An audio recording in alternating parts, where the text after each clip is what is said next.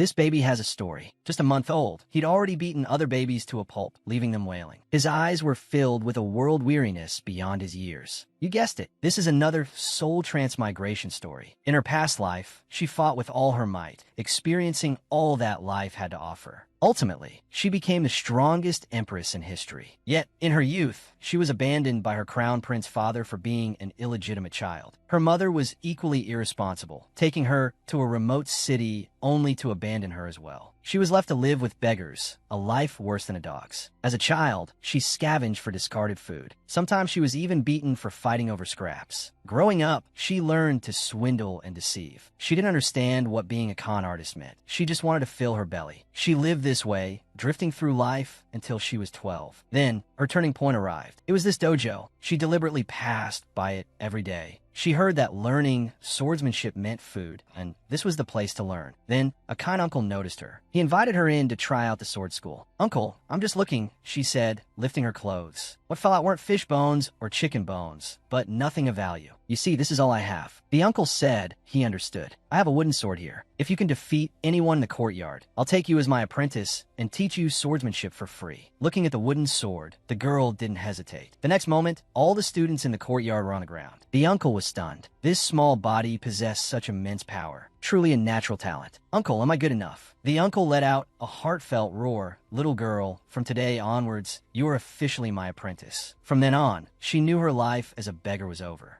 Her master gave her a resounding name, Dante. No longer the stinky kid others called her, she became the uncle's adopted daughter. The uncle taught Dante swordsmanship without reservation, and she trained tirelessly. This should have been a touching story, but in reality, it was day after day of brutal training bordering on abuse. She was constantly bruised and battered, but she never considered giving up. Even covered in injuries, she never thought of running away, because this life was far better than her previous one. Until Dante was 19, her adoptive father passed away. Although Dante cared for him in his final days, his inheritance had nothing to do with her. He didn't even give her severance pay. How infuriating. From then on, Dante was once again an orphan, but she had a new goal: to look ahead. One day, she saw a poster for a swordsmanship competition. Without hesitation, she signed up. She wanted to win first place. She wanted to rise above. She would never beg for a living again. With the competition's end, she achieved her goal, winning first place and her first pot of gold. Then, through hunting, she earned bounty money. She even joined a mercenary group and participated in war, achieving remarkable feats. These things were easy for her. To further challenge herself, she increased the difficulty. She single-handedly fought and sealed an evil dragon, becoming a top celebrity, even more famous than a hero. Even when disguised and trying to keep a low profile, she would be surrounded by countless adoring fans. She was just trying to make a living. Was all this excitement necessary? At this rate, she could easily start a nation of fanboys and fangirls. Until the age of 23, when she was summoned to the imperial palace. Seated was the emperor. Standing was Dante. Facing the emperor, Dante remained calm. This face was the deadbeat who abandoned her. So ugly. How did he even become emperor? The emperor spoke haughtily. "My long-lost daughter, I have finally found you. From this day forward, you shall return to your rightful place. I bestow upon you the name Reborn."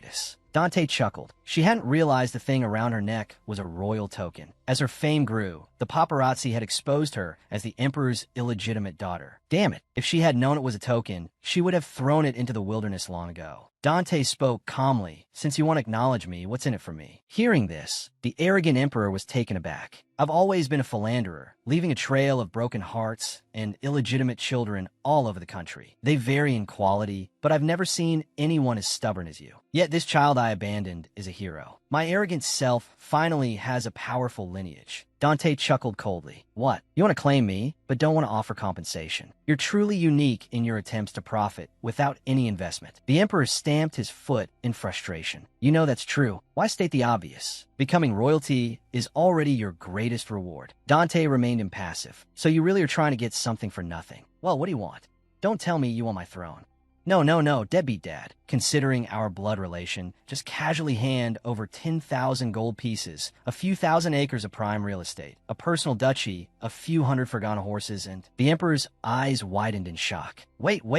Stop. I don't want to give you any of that. Listen up. Without compensation, I won't lend my good name to the royal family. So think it over carefully before you decide. Otherwise, this deadbeat dad might actually end up dead. Threatened by a renowned hero, the emperor didn't dare utter a word. He could only tremble and agree to Dante's demands. Haha, that felt amazing. Dante would never forget the emperor's anxious expression. Soon, the promised land and gold were delivered. Dante, prepared to live out the rest of her days carefree, spent her time enjoying the scenery and generously rewarding her followers. However, those half-siblings of hers saw her as a thorn in their side. Even though Dante had made it clear she wouldn't inherit the throne, they still resorted to all sorts of schemes to eliminate her, whose pants weren't zipped up properly and let you lot loose. In a fit of rage, Dante effortlessly ascended to the throne, and so she lived happily ever after, enjoying endless wealth and glory. Not even fairy tales dare to be written this way. But, as expected, the unexpected happened. At 33, Dante passed away. This life wasn't bad. Every moment was a testament to my efforts. I've experienced all that life has to offer. Dante was tired. If there's an afterlife, I want to be a pet. I don't want to be human again. I have no regrets. However, as expected, the unexpected happened again. 500 years later, she was reborn. She became the treasured baby of the Prelesta dukedom, becoming Helena, the adored duchess. She was going crazy, which a mortal didn't understand her heartfelt cry. Reincarnating with memories of her past life was too much. Ugh, I'm going insane. I'm going insane. Before rebirth, she was cool and handsome, the dream lover of countless fans. After rebirth, she was cute and adorable, a darling showered with affection. But she wasn't satisfied. She spent her last life fighting and struggling. Why, 500 years later, did she have to be reborn with her past life memories? Why did such a cliche story have to happen to her? Others age gracefully, but she aged prematurely. A 1-year-old child should only cry, but she was calm, intelligent, and never caused trouble. At 2, she learned to ride a horse. The slightest display of her skills would leave them awestruck. She became the pride of the family, the child of other families everyone talked about. But who cares? Whoever wants it can have it. Living is tiring enough. I lived enough in my past life. Doing anything in this life feels pointless. I have no goals whatsoever. Learning of their daughter's thoughts, her parents were shocked. They couldn't understand why their child felt like she was living in hell. Looking at her parents' worried faces, Helena felt a pang of guilt. Honey, is there really nothing that interests you? Why don't you try looking? Yes, your father is right. If there's anything you want to do, tell us. We'll support you unconditionally. Looking at her loving parents, Helena felt a warmth spread through her. Am I burning high-quality incense? I actually have a mother in this life. Is this really normal in the Mongol world? It's a bit unusual. Helena couldn't bear to say anything that would hurt them further. All right, I promise you. As long as I don't die young, I'll enjoy this wonderful life. Satisfied with her answer, her parents left. Her mother even reminded her, come to me if you have any problems. Love you. Watching them leave, Helena knew they wouldn't be completely reassured, but she couldn't help it. She had lived her past life to the fullest. So, in this life, everything felt boring and troublesome. Helena flopped onto the bedboard. This is so hard. Which great immortal made me reincarnate again? Not giving me the Mengpa soup is a serious work error, you know? The next day, her brother, Reynard, came to her room. My dear sister, have you found anything you're interested in? To be honest, I've been pretending to look. Reynard comforted her. Sister, you don't have to force it. If you really can't find anything, I'll always take care of you. Even if you become an old lady, I'll still take care of you. Wow, this damned gentleness, unexpectedly shouldered by a 13-year-old kid. In this house, the one I care about most is this older brother. Not only is he cute, but he also takes care of people. He's such a sweetheart. By the way, brother, what's that wooden stick in the corner for? Brother explained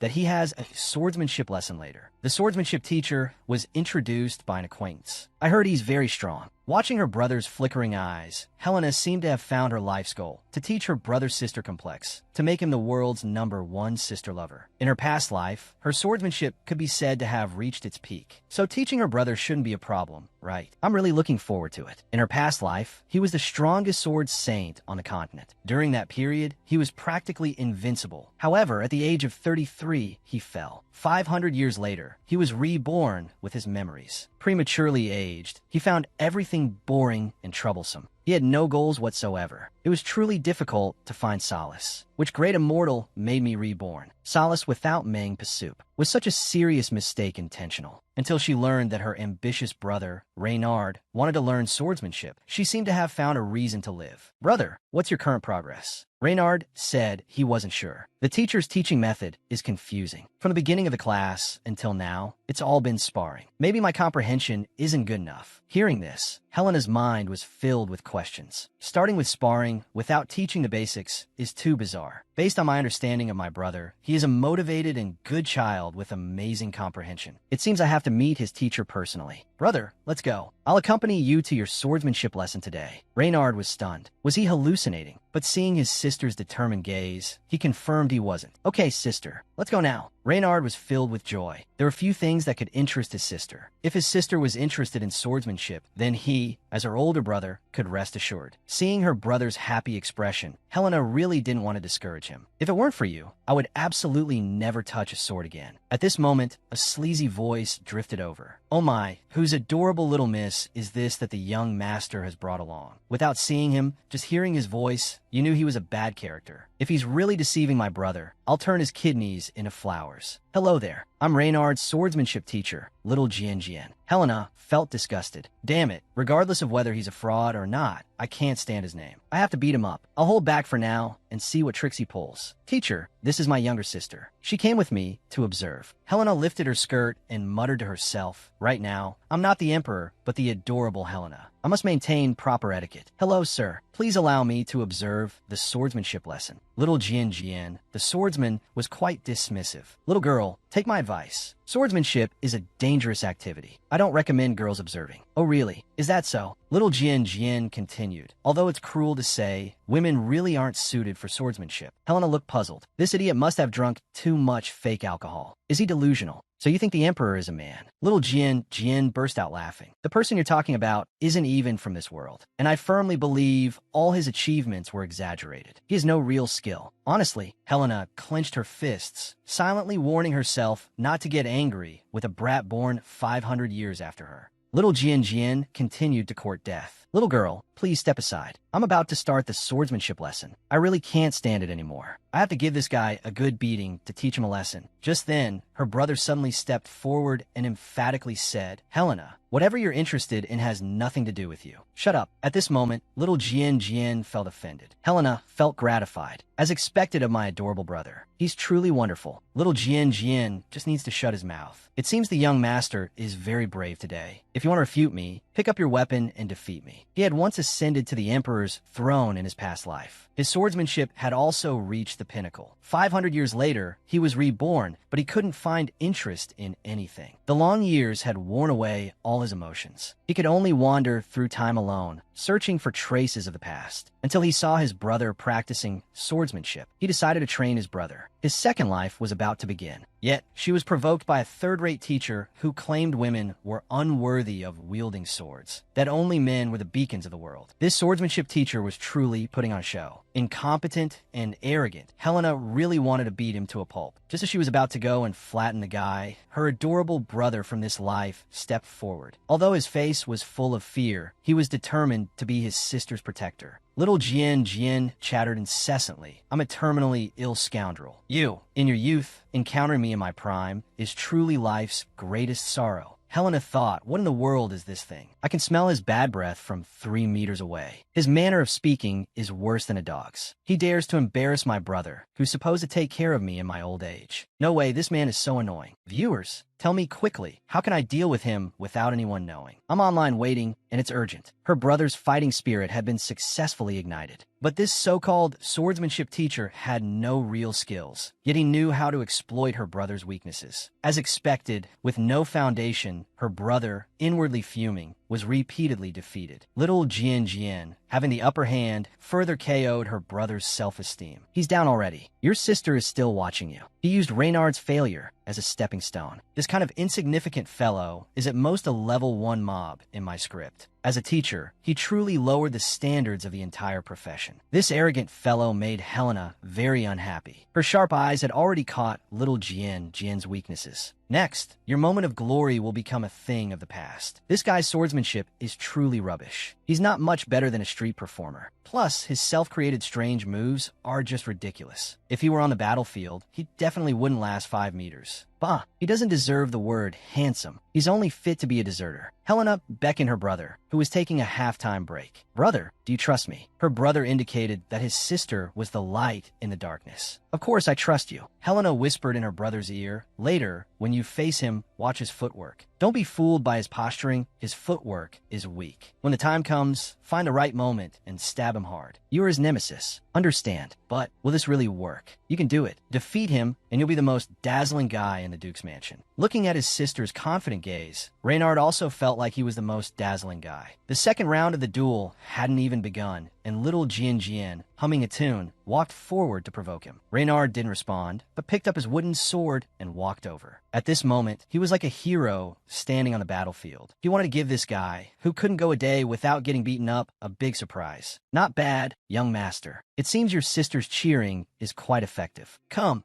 begin your performance. Facing a man stronger than himself, Reynard had to focus all his attention. Little Jian's provocation didn't work. His sister's encouragement had already given him a boost of confidence. Just you wait, you hateful little Jian. This girl, Helena, was a powerhouse in her past life. She was Dante, the #1 sword saint of the continent, and emperor. Even after her fall, she was still admired by thousands. Now, she was reborn with memories of her past life, becoming an adorable little girl. But this little shrimp in front of her didn't acknowledge her past glory. In that case, don't blame me for exposing your weaknesses, you little shrimp. I'll let my underage brother teach you a lesson, you little shrimp. This time, her brother performed well. Facing little Jian's attacks, he remained calm and unhurried. Finding his attacks ineffective, little Jian started his verbal assault. You ignorant little brat, come and taste my elegant and unrestrained radio calisthenics sword. He wouldn't go easy on a teenager. The storm-like attack forced Reynard to use all his strength to defend. He couldn't find an opportunity to attack his weak point. Just then, little Jian finally revealed a flaw in his footwork. Helena was so excited she almost cried out. That guy is so smug and ruthless. Brother, you must seize this opportunity with his flawed moves. Reynard didn't hesitate. He seized the moment and stabbed hard. Fantastic. He hit the living target on his first try. Little Jian was so shocked he probably wet himself. Reynard felt an indescribable joy. Helena, however, remained calm. My brother's comprehension is quite strong. I only taught him once, and he executed a perfect strike. Suddenly, she felt a little excited. When my adoptive father from my past life found me, he must have felt this way too. With that adorable face, she congratulated her brother. Congratulations, brother. You won. Could you be the future's greatest swordsman? Reynard modestly replied, Don't be silly. It's all thanks to my sister's excellent teaching. However, the defeated little Jian still sprawled on the ground, stubbornly refused to admit defeat. He propped himself up with his injured body and roared, This is a despicable tactic. I strongly condemn your behavior. Oh, boo-hoo. How can a grown man be such a sore loser? Stop making excuses. And you little brat, I'm warning you, stay out of men's affairs. Hearing this, Helena's face darkened. She fought back a hysterical scream. It seemed she wouldn't be able to fix this idiot's bad habits without personally dealing with him. She took her brother's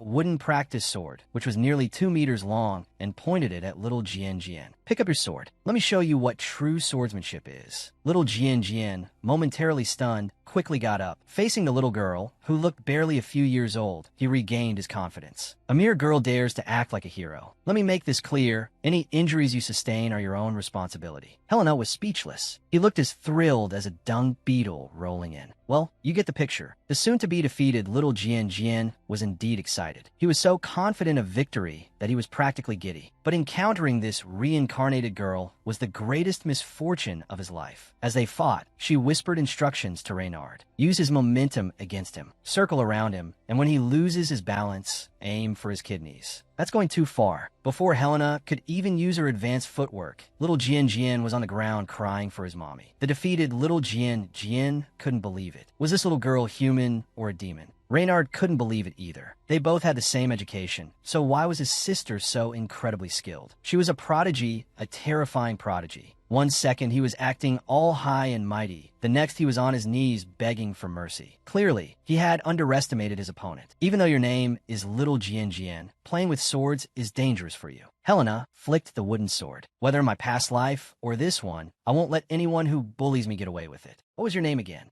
Doesn't really matter. You're fired. That's it. The reincarnated Helena finally found her purpose in this life, to be her brother's swordsmanship teacher. She hoped this decision would prove interesting. However, upon hearing the news, her parents were dumbfounded. Did she learn swordsmanship in a dream? Helena was confident, her expression resolute. Her parents didn't want to discourage her. Since their daughter was interested, they decided to let her try. A week flew by. Her father couldn't help but call Helena aside for a chat. Your brother's former teacher, little Jian, is a real scoundrel. He's a known troublemaker with a terrible reputation. Even his credentials were fabricated. If you hadn't intervened, your brother's future could have been ruined. What are you sure about teaching your brother? It seems a bit ambitious. How about we make a wager? You think I haven't learned swordsmanship, so you want to test me? Is that it? That's the idea. You've finally found something you're interested in, and I don't want to dampen your enthusiasm. Next week, a guest around your brother's age will be visiting. Hearing this, Helena smiled slightly. You want my brother to defeat this guest, don't you? My dear brother is a quick learner. With my guidance, his chances of winning are quite high. Her father's eyes gleamed with a challenge. It seems I have no choice but to accept. But her father's next words left Helena stunned. The guest is Prince Caesar. Dad, seriously, you want to witness a miracle, but you have to pick someone else. Having my brother defeat a prince. I've never heard of anything so absurd. That kid has probably been training nonstop since he was little. Expecting my novice brother to beat him is ridiculous. The difference between them is immeasurable. Father, are you trying to make things difficult for me? Because it really feels like you're making things difficult for me. Soon, the guest arrived. I heard the prince has red eyes. Come to think of it, before I died, I passed the throne to someone with red eyes as well. My only friend, Prince Ayers. At that moment, the prince walked up to them. After Helena bowed, she observed him discreetly. The prince did resemble Ayers. It seemed he hadn't let her down. However, something unexpected happened. The prince suddenly turned around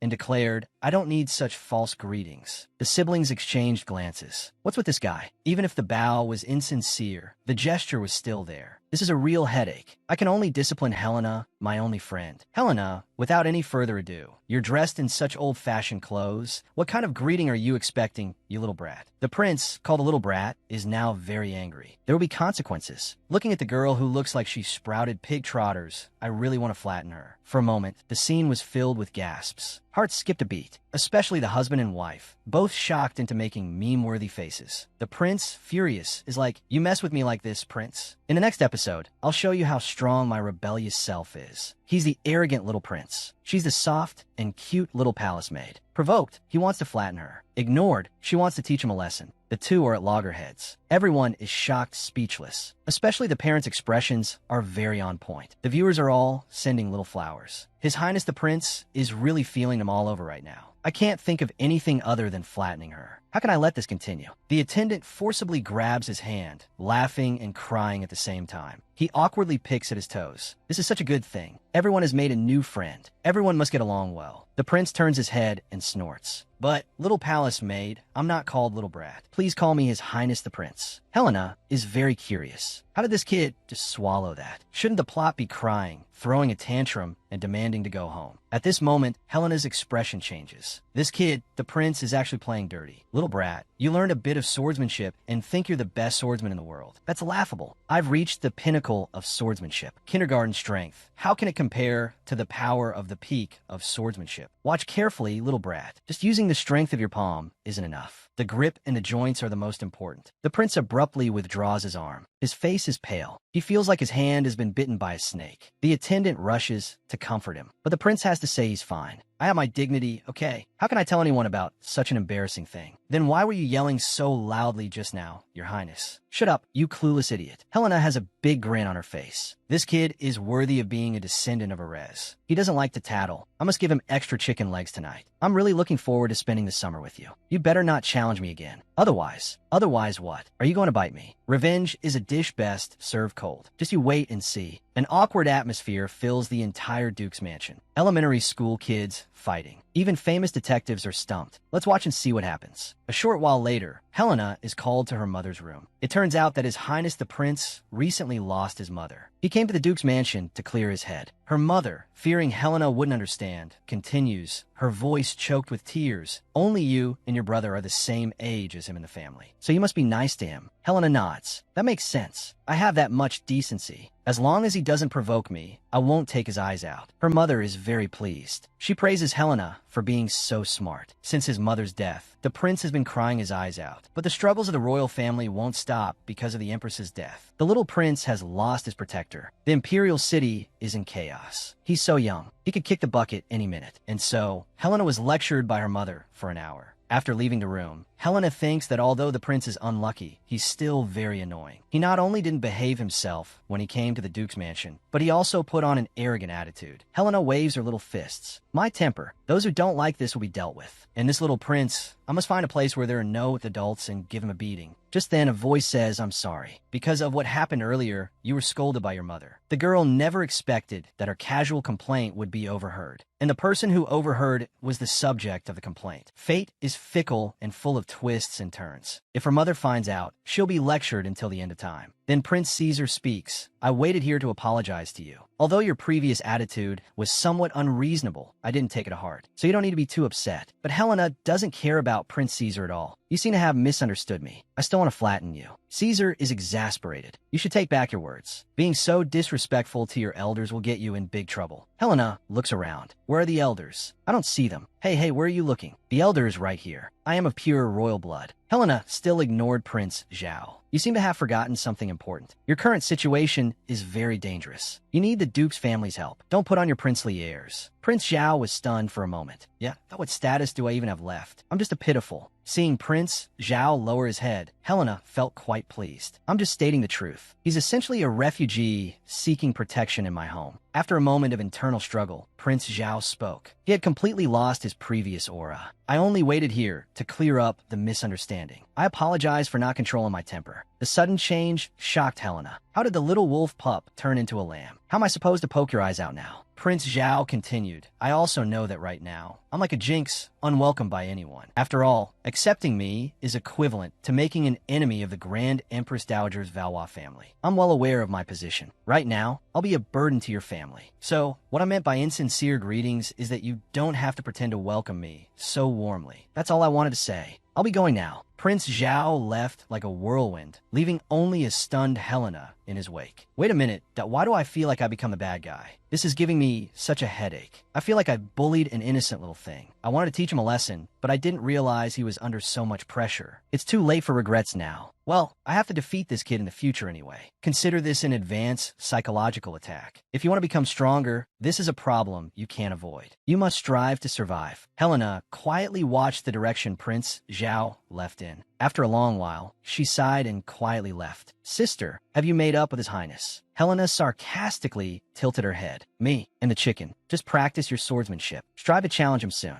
Reynard awkwardly scratched his head. But father told me. I think we can get along with him peacefully. After all, he just lost his family. He must be very lonely. You really are a naive and kind little cutie. Come on, keep swinging. Don't stop. Swing 10,000 times. Reynard obediently followed her instructions. A million swings wouldn't scare him. Ever since his sister completely defeated that charlatan teacher, Reynard obeyed her every word. If she told him to go east, he wouldn't dare go west. This boy wouldn't eat, drink, or even pee without her permission. He practiced relentlessly under the scorching sun without a single complaint. His serious and fierce dedication made him worthy of his sister's wholehearted instruction. Brother's strength is growing daily. Now it's time to scout out the enemy. Brother, keep practicing, don't stop. I'll go and assess the situation for you. Okay, sister, I'll finish the remaining 10,000 swings. Helena secretly observed. Not knocking was so cool, but the creak of the wooden door interrupted the person inside. Now it wasn't cool at all. May I admire Prince Zhao's majestic swordsmanship? The instructor said there was no problem. You're also learning swordsmanship. You must be curious about the sword techniques used in the palace. Helena nodded. Actually, I'm Reynard's swordsmanship instructor, but I didn't bother mentioning it. Your Highness, may I be a quiet observer? Prince Zhao said he didn't mind. This prince is like a bristling wildcat, stubborn and annoying. Just say yes if you agree. Saying I don't mind is so irritating. The instructor thought, I'm so screwed. I'm like, I As the practice began, Helena carefully observed his weaknesses. As she watched, Helena's eyes widened. This skinny kid,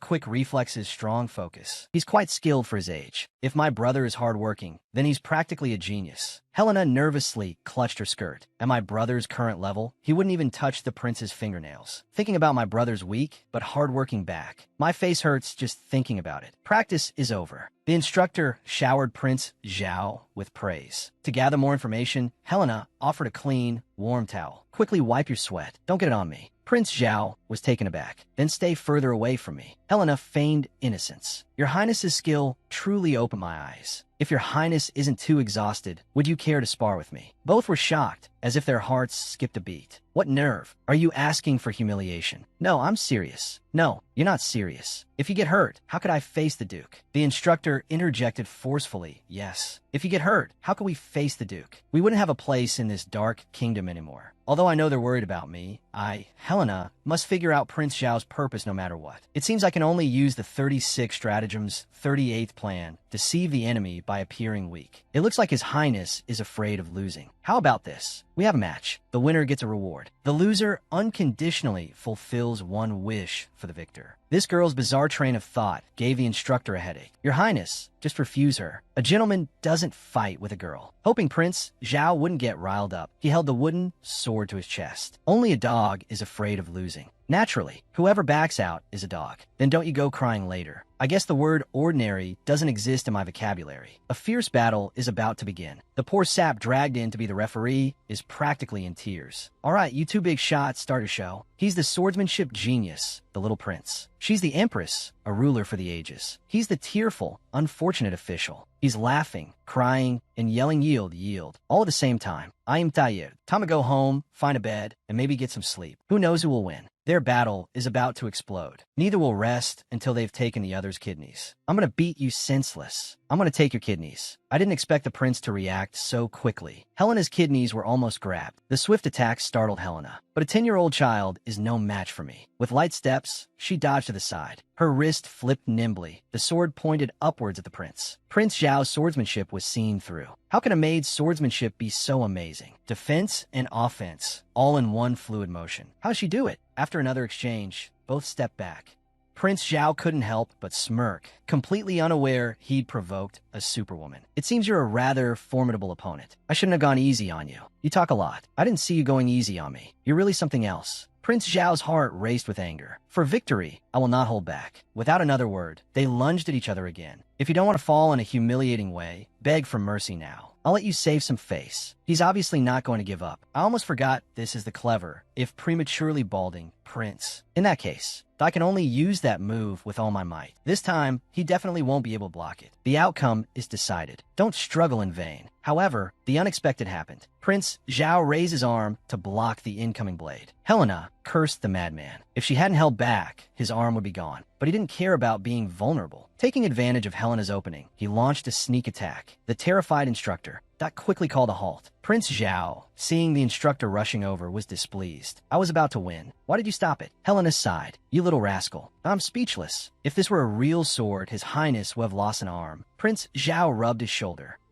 And said defiantly, so what if my arm was cut off? The one who gets cut down like a watermelon is the loser. The instructor laughed and cried simultaneously, completely breaking down. Please, you two, stop arguing. Yield, yield. Normal princes play mind games in the court. This prince is playing sword games in the Duke's mansion. The prince's arm must be aching. The instructor continued his meltdown. Please, you two, let's be reasonable. Harmony brings wealth. Prince Zhao, feeling unsatisfied, said, I'm going to treat my wounds. Next time, we'll fight until the end of time. When the door closed, Helena was silent. Then she suddenly burst out laughing. Looking at her tingling hand, she wore an excited expression. That boy is truly a rare talent. If both Reynard and Prince Zhao are properly trained, but the Duke's mansion will be overflowing with suitors. That evening, her mother asked curiously, why hasn't His Highness come down for dinner? It's already 6:30. Does he plan to sleep until 8:30? Hearing this, Helena had a bad feeling. Her heart pounded. She tried to convince herself he just didn't want dinner. It's not because I injured his arm with my sword. Helena panicked internally. It's not that serious. He's just not hungry. A picky eater doesn't want to eat. She thought this, but couldn't shake the feeling of guilt. He anxiously knocked on Prince Zhao's door. Prince Zhao's voice came from inside the room. He still sounded as arrogant and imperious as ever. I was sure it wasn't anything serious. Helena gently pushed the door open. The scene before her eyes made them widen. You little rascal, you're quite the actor. Tell me quickly that the bandage on your hand isn't real. Helena felt truly guilty. She wanted to slap herself against the wall. To have done such a thing to a child. She felt she had truly betrayed the glory of her past life. Prince Zhao laughed at her worried expression. Your face could be a meme. Don't worry, come and sit. Helena anxiously asked, did a doctor see the injury? The doctor just saw it. It's just a minor injury. If he had come a little later, it would probably have healed already. Helena shook her head. Don't give me that. This isn't a minor injury. I know this kind of pain. If it's not treated properly, you'll have lasting problems. It'll ache before it rains. How do you know that? Prince Zhao asked. In my past life, I blocked an attack just like you did, Prince Zhao. But I can't tell anyone about my past life. The truth was she'd accidentally injured herself while fooling around. Prince Zhao looked doubtful. Seeing his disbelief, Helena changed the subject. By the way, Your Highness, this injury was caused by me. Were you planning to go complain? That question reveals your 250 IQ.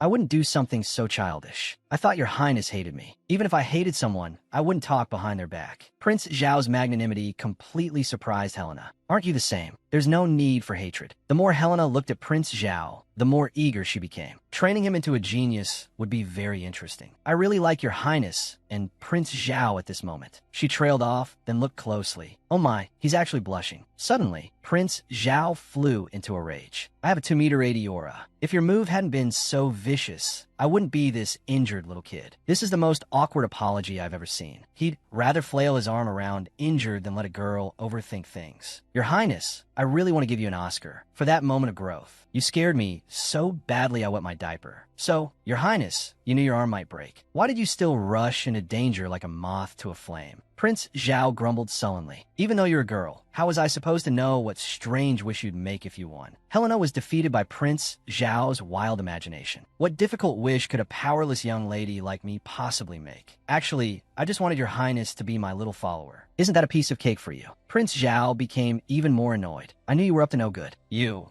a young miss, may have a creative face, but I, a dignified prince, will never comply with your whim. I'm super sweet. If you had one, what wish would you have made? Prince Zhao was stunned for a full 10.8 seconds. Don't mess with me. Although you've got me head over heels, you really can't fulfill my wish. Stingy people drink cold water. I told you mine, and you won't tell me yours. Such a downer. Being called a downer greatly offended the prince. You're truly a fish that slipped through the net of 9-year compulsory education. Your manners are truly lacking. Prince Zhao deflated like a flat beer. Fine, please call me Zhao, okay? My wish is for everyone to call me by my name. Helena was puzzled. It's that simple. Was it necessary to risk breaking your arm to make that wish? Actually, it's a big taboo in the royal family. For someone like you, whose shamelessness is adjustable, it seems intimate. But when I mustered the courage to ask everyone to do it, someone actually knelt down. I thought I had done something wrong and started crying. I really wasn't trying to reprimand them. Helena could understand Zhao's feelings. When she was empress, she had no true friends. People supported her because of her power. She once asked Reynard to call her by her name in private, but that stiff fellow seriously refused. She still remembered that stubborn mule face. Thinking of this, Helena's eyes dimmed a little. All right, Prince Zhao thought he was hallucinating. Say that again. From now on, we're friends, Zhao. Do you agree? Being called by his name, Zhao's heart bloomed like a flower. He felt as joyful as a bird. His face flushed, and his thoughts raced uncontrollably. If I'd known it was this simple, I would have made a more fun wish. Oh ho, this little brat is quite clever. I'll just quietly watch your performance. In an instant, Zhao's face turned crimson. Seeing this, Helena smiled happily, seeing through him but saying nothing. We'll still be good friends. Don't laugh, you little rascal. In the end, the three of them became close. Every day, they played cards without a care in the world. With the arrival of the rainy season, every day was spent just lying around. Even pigs weren't this bored. Then the tutor spoke up dramatically. He said that in this kind of weather, something would appear in the Duke's mansion. The few of them looked over questioningly, asking what would appear. Accompanied by the sound of thunder and wind, this overly serious man uttered a single word. Ghost. Instantly, the entire room was filled with gloom and desolation. He said, some unlucky soul, come here. Tonight, he will lie in your arms. This man is so bizarre. Accompanied by thunder and lightning, he started telling the legend of the ghost. Whenever it poured rain, a blue-robed woman with a contorted face would appear in the basement. The two little ones resonated with this, excitedly saying, "We're like Zhuge Liang. You can't scare us." But Reynard and Tangjio were already terrified. Only Helena remained calm. "I'm the strongest empress from 500 years ago. Tutor, you're a bit childish." Seeing Helena unfazed, the tutor continued his mysterious act. "This ghost is in the basement. The Duke doesn't allow you to go in and out freely. It's because he's afraid you'll become one with it." Reynard immediately interrupted, asking if this was true. "Yes, Father really doesn't let us go there. Otherwise, we'll be punished." The tutor pressed his advantage. "That's right. The ghost is very powerful. Even the Bull Demon King would have to plow the fields. Tang Sanzang would have to cough up his relics. Sun Wukong would have to perform a circus act." As if on cue, a knock suddenly came at the door. The two little kids were so scared they wet their diapers. "Excuse me for interrupting, Your Grace. The Duke is looking for the brave tutor." "All right, I'll be right there." Looking at the closed door, Helena couldn't help but sigh. Is the tutor under that much pressure? Saying such strange things to scare people. Who would believe such ghost stories? Comforting Reynard, Tang Jio said that ghosts were real. "If you don't believe me, tonight, let's go to the basement and investigate." Reynard nodded. Helena, however, refused. "No way, you guys are so childish. I told you I don't believe it. Are you listening with your nose? Stop talking nonsense. Aren't you curious what the ghost in your house looks like?" Helena flopped onto the ground. "If you want to go yourselves. I'm not going, no matter what." But late at night, Helena still ended up at the basement door. There was no helping it. The little kids had used the 36 stratagem, specifically the 38th, using aggressive words to provoke, which worked perfectly on Helena. "Winner, winner, chicken dinner. Hopefully, after admiring the ghost, we can go home early and eat chicken." But the two boys were taking so long to open the door. Helena was truly losing her patience. "Back in my day, I was always on the streets. Joined the Red Flower Society at 5, went to bars at 6. I've seen it all. Can't you guys open a simple lock without having a meltdown? Are you tired or what? Sister, you're an angel. No one in the world can compare to you." With the door finally opening, a wave of musty heat hit them. The air was thick with haze. Not only was it damp, but there was also a strong smell of dust. Helena encouraged herself. "If they get hurt, I'll have to take care of these two little rascals." Soon, the three arrived at the heart of the basement. Looking at the empty space, it didn't seem that scary. Besides the puddles of stagnant water, there wasn't much else. "Since there's no ghost here, let's go back." "Yeah, wasted trip." Just then, Helena felt a chill. It was hot upstairs, so why was it so cold down here? Reynard looked terrified. "Wait, what is that thing?"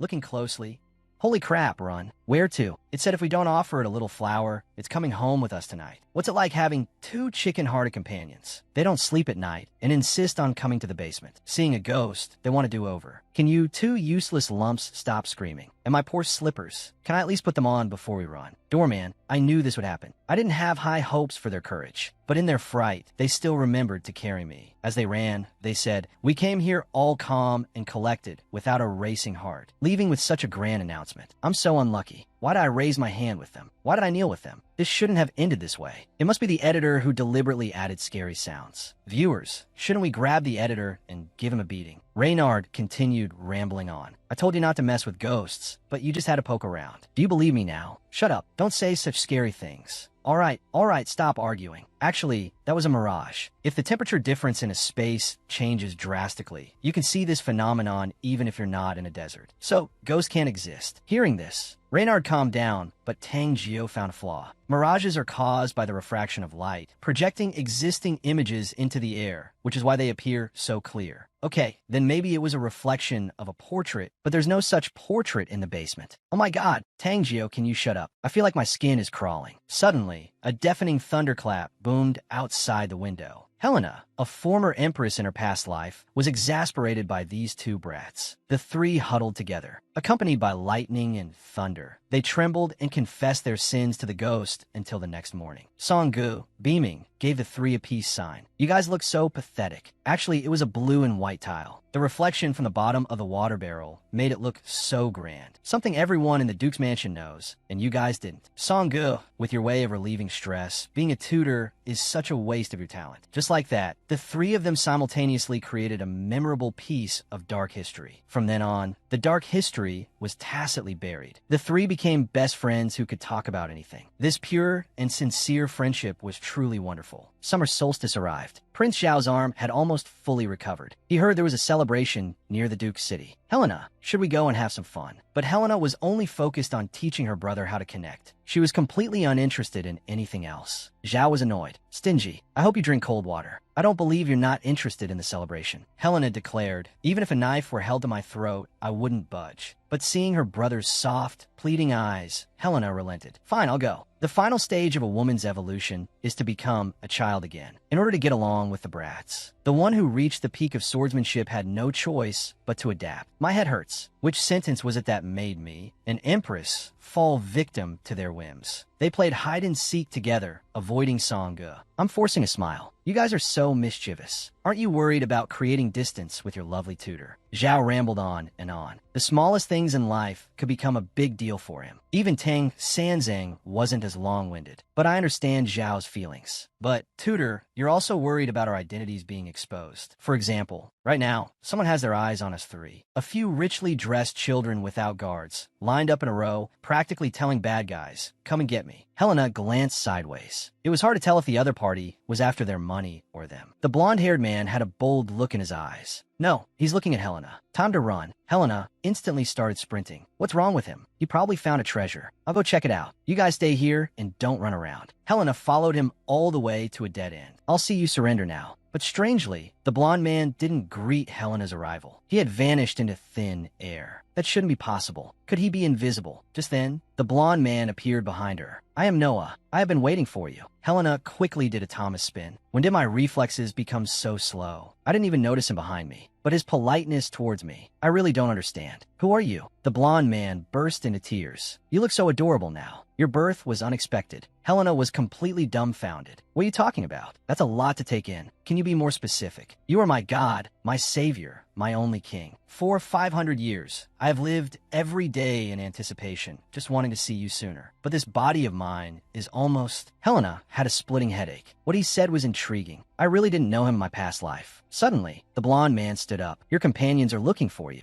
I should leave. I will definitely come to find you before I dive into the deeper cave. Seeing the man about to leave, Helena hurriedly wanted to wait. Give me a summary before you go. Come back and explain. Prince Zhao and Reynard successfully stopped him. Helena, what are you doing? It's dangerous to act alone. Helena looked distraught. I still have so many unanswered questions. How did he disappear so quickly? Who is he? What does he know? It was a dead end, yet he vanished without a trace. Helena, calm down. Are you scared? Although she knew Prince Zhao was concerned about her, Helena was still angry. All right. That guy just asked half a question, and it left the two of you dumbfounded, with 1.5 confused faces, 2.5 fingers pointing, and you think we with our 3.5 little eyes are going to believe that. Helena seemed to realize her excuse was a bit weak, but she didn't bother explaining. Prince Zhao, shouldn't you let go of my hand? After all, men and women shouldn't touch. Have you not held a girl's hand in too long? It seems like you're all right. That's good. Reynard also stepped forward to express his concern. Sister, are your spicy chicken feet okay? They're fine. Just my wrist hurts a little. Maybe someone wasn't very gentle. Prince Zhao was internally panicking. I was just too worried. I didn't do it on purpose. The girl was forced to go shopping with her companions, only to be targeted. This made Prince Zhao, as royalty, furious. Although we've been having fun, we're like lambs to the slaughter. I need to call the tutor for protection. He's such a sweetheart. You're the one who ditched the tutor. Where are you going to find him now? Don't worry. Whenever something like this happens, he'll be at our usual meeting place. Helena, Reynard, come with me. Maybe that person will appear again. Prince Zhao angrily refused. Oh, thank you very much. You're trying to get rid of us, aren't you? What if we get lured away again by a stranger with cookies? Before Helena could argue, the prince ordered, you two wait here for me. I'll be back soon.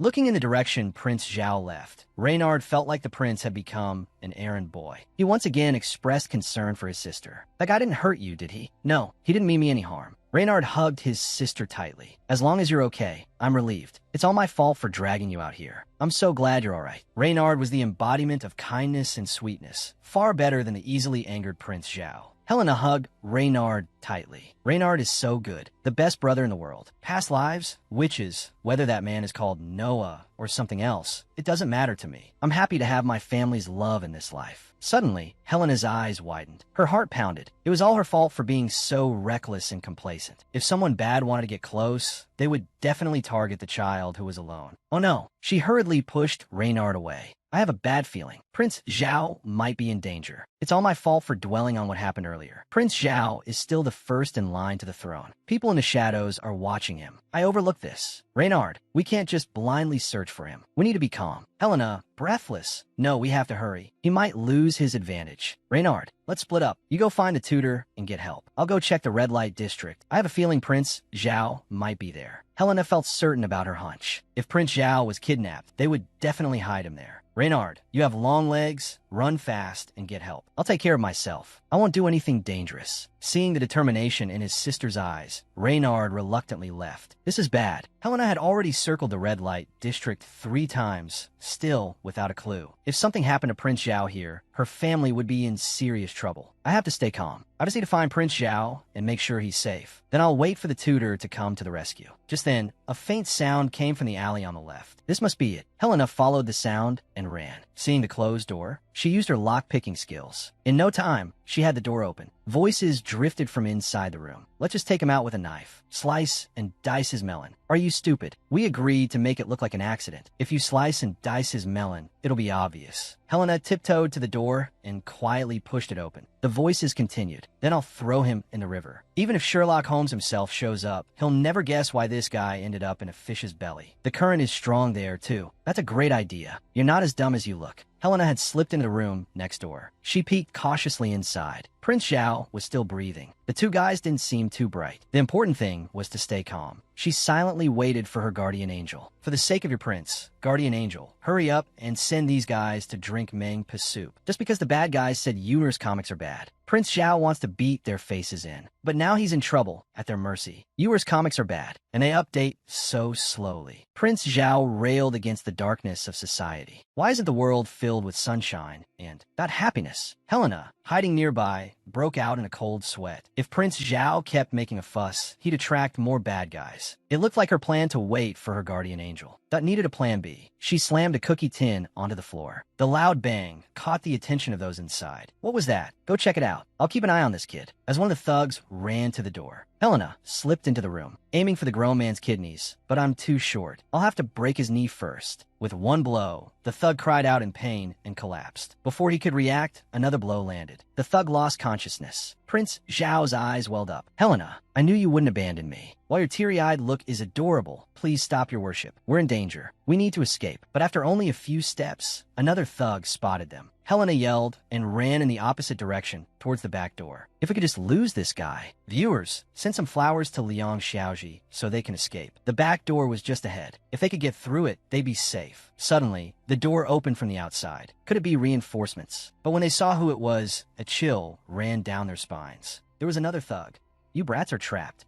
He slowly drew a sharp sword. Since you brats won't behave, I'll just take your melons. As Helena prepared to fight back, Prince Zhao shielded her with his back, taking the blow. The sword plunged in 3 inches, a wound seemingly 10 meters deep. Prince Zhao, still worried about Helena, urged her to run. Don't worry about me. Helena's eyes widened. Holding the collapsing Prince Zhao, she panicked. The thug continued to taunt her, looking at the blood flowing from Prince Zhao's wound. That rage consumed Helena. Just then, a thug grabbed her hair. He received a swift and brutal counterattack that left him howling. I just wanted a peaceful life, but all I get is pain. You're all going to die today, because I'm furious. In my past life, I was the strongest swordsman on the continent. My swordsmanship was unmatched. 500 years later, I was reborn with my memories. I just wanted a peaceful life this time around. But some people just have to mess with me. Even my friends aren't safe from my blade. Looking at the boy who had collapsed protecting her, that she screamed, "You're all going to die." She leaped forward, snatching a weapon and becoming a whirlwind. Just because I don't usually use a real sword doesn't mean I can't. Anyone who bullies me will die. Helena haughtily wiped the blood from her face. Don't fall for this little lady, because I'm truly heartless. Just then, Reynard arrived with reinforcements. But the scene before him left him stunned. Even a guardian angel was in disbelief. This teenage palace maid is just beyond words. Just who gave her such expert guidance? So young, yet so imposing. Though her intelligence is sufficient, Helena's small body couldn't handle the strain. After that day, she was sick in bed for 3 whole days. In her brother's arms, she was just a pitiful little thing. The doctor said her ankle ligaments and arm muscles were strained. What a troublesome and tiring day. Thankfully, Prince Zhao is still alive. Thinking about it that way, it was worth it. Unfortunately, I was blissfully summoned by my father. What kind of punishment will this little me receive? Or perhaps he wants to praise me for successfully rescuing the prince. But father's expression was serious. Helena stammered, her mind racing. It seems I don't have much of a sense of humor. Father, in his agitated state, was very agitated. Helena, we believe in your abilities. It's precisely because of that we're even more worried. Are you afraid? I'm too outstanding and will overshadow your brother. Don't give me that. Your father has eaten more salt than you've drunk mineral water. It's clear you have no interest in those things. Actually, father is afraid that Helena's excellence will drag her into something she can't handle. Your dad understands your excellence. But what parent would want their 10-year-old daughter to single-handedly fight off 5 burly thugs? Can anyone relate? This father isn't worried about his daughter outshining others. He just doesn't want his daughter to get hurt. My father in my past life only cared about my fame and fortune. This is truly touching. A wolf in sheep's clothing. The tutor wants to take you under his wing. He wants to find an excellent teacher to train you.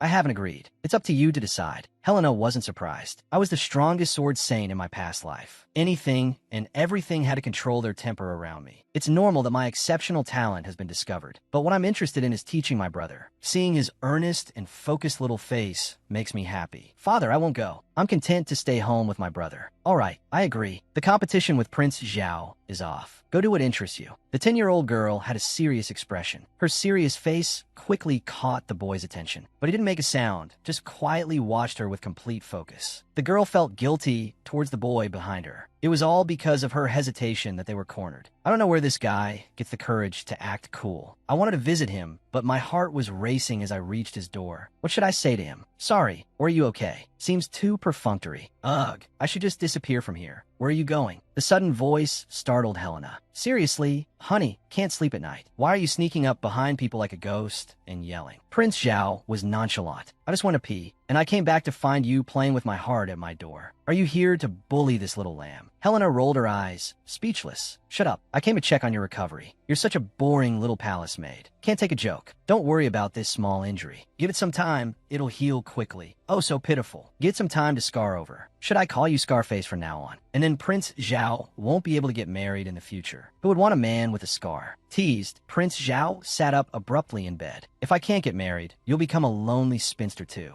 Helena smirked. A lonely spinster. My brother said he'll take care of me forever. Hearing this, Prince Zhao was displeased. No way. I don't agree. He turned over angrily, pulling the covers over his head, muttering, if I can't get married because of a scar, you'll be entirely responsible. I treat you as a friend, and you actually want to sleep with me. I don't want to be tied to you. There'll definitely be tons of trouble. I won't be able to shake you off. Prince Zhao declared, you're so annoying. You find everything troublesome. If you don't agree, I'll play dead. Watching Prince Zhao playing dead, silent, Helena's heart and hands trembled. Why is teasing him so fun? I can't stop, but he really does look Xiao Tsui and is shivering. Even injured, he shouldn't look as pathetic as a stray dog. Prince Zhao, are you going to keep playing dead and not talk? Prince Zhao, huddled under the covers, spoke softly. Actually, I'm scared to sleep alone. Every time I close my eyes, those bad guys appear before me. Speaking further, he was afraid to recall the familiar yet strange imperial city. If I'm not mistaken, they'll kidnap me again. Helena tried to comfort him, but his small body bore countless scars. Prince Zhao, don't be so distressed. My father and the tutor are your guardians. But Prince Zhao suddenly became agitated. Don't talk nonsense. Were they when I was being bullied? How long can they protect me? I don't want a throne. Helena, too, was silent. The boy was, after all, only 10 years old. It was natural to be afraid. Everyone envied him for being born with a silver spoon in his mouth. But who understood the fear in his heart and everything he had to endure? But being afraid isn't the solution, Zhao. Think carefully. Can fear help you escape disaster? Do you stop eating fish just because you got a fish bone stuck in your throat? I guarantee, if you give up the throne, even those protecting you won't care. Those clowns will stop at nothing to tear you apart. Helena isn't exaggerating. This is all from experience, just like his half-siblings in his past life. A classic case of framing and shifting blame. Only by eliminating them all will the world be quiet. He started out so carefree and handsome, but he's been scared into a coward by those villains. Even now, his mood is terrible. The villains in his head are everywhere. Helena's heart ached for him. Stop rubbing your head. You are the crown prince, first in line for succession. I know, I understand. I have so many dreams, but I don't have strong wings. I'm just a lamb waiting to be slaughtered. Helena pointed her thumb. I know you have no choice, but you must ignite your spirit. As long as you become invincible, they will stay 10,000 miles away from you.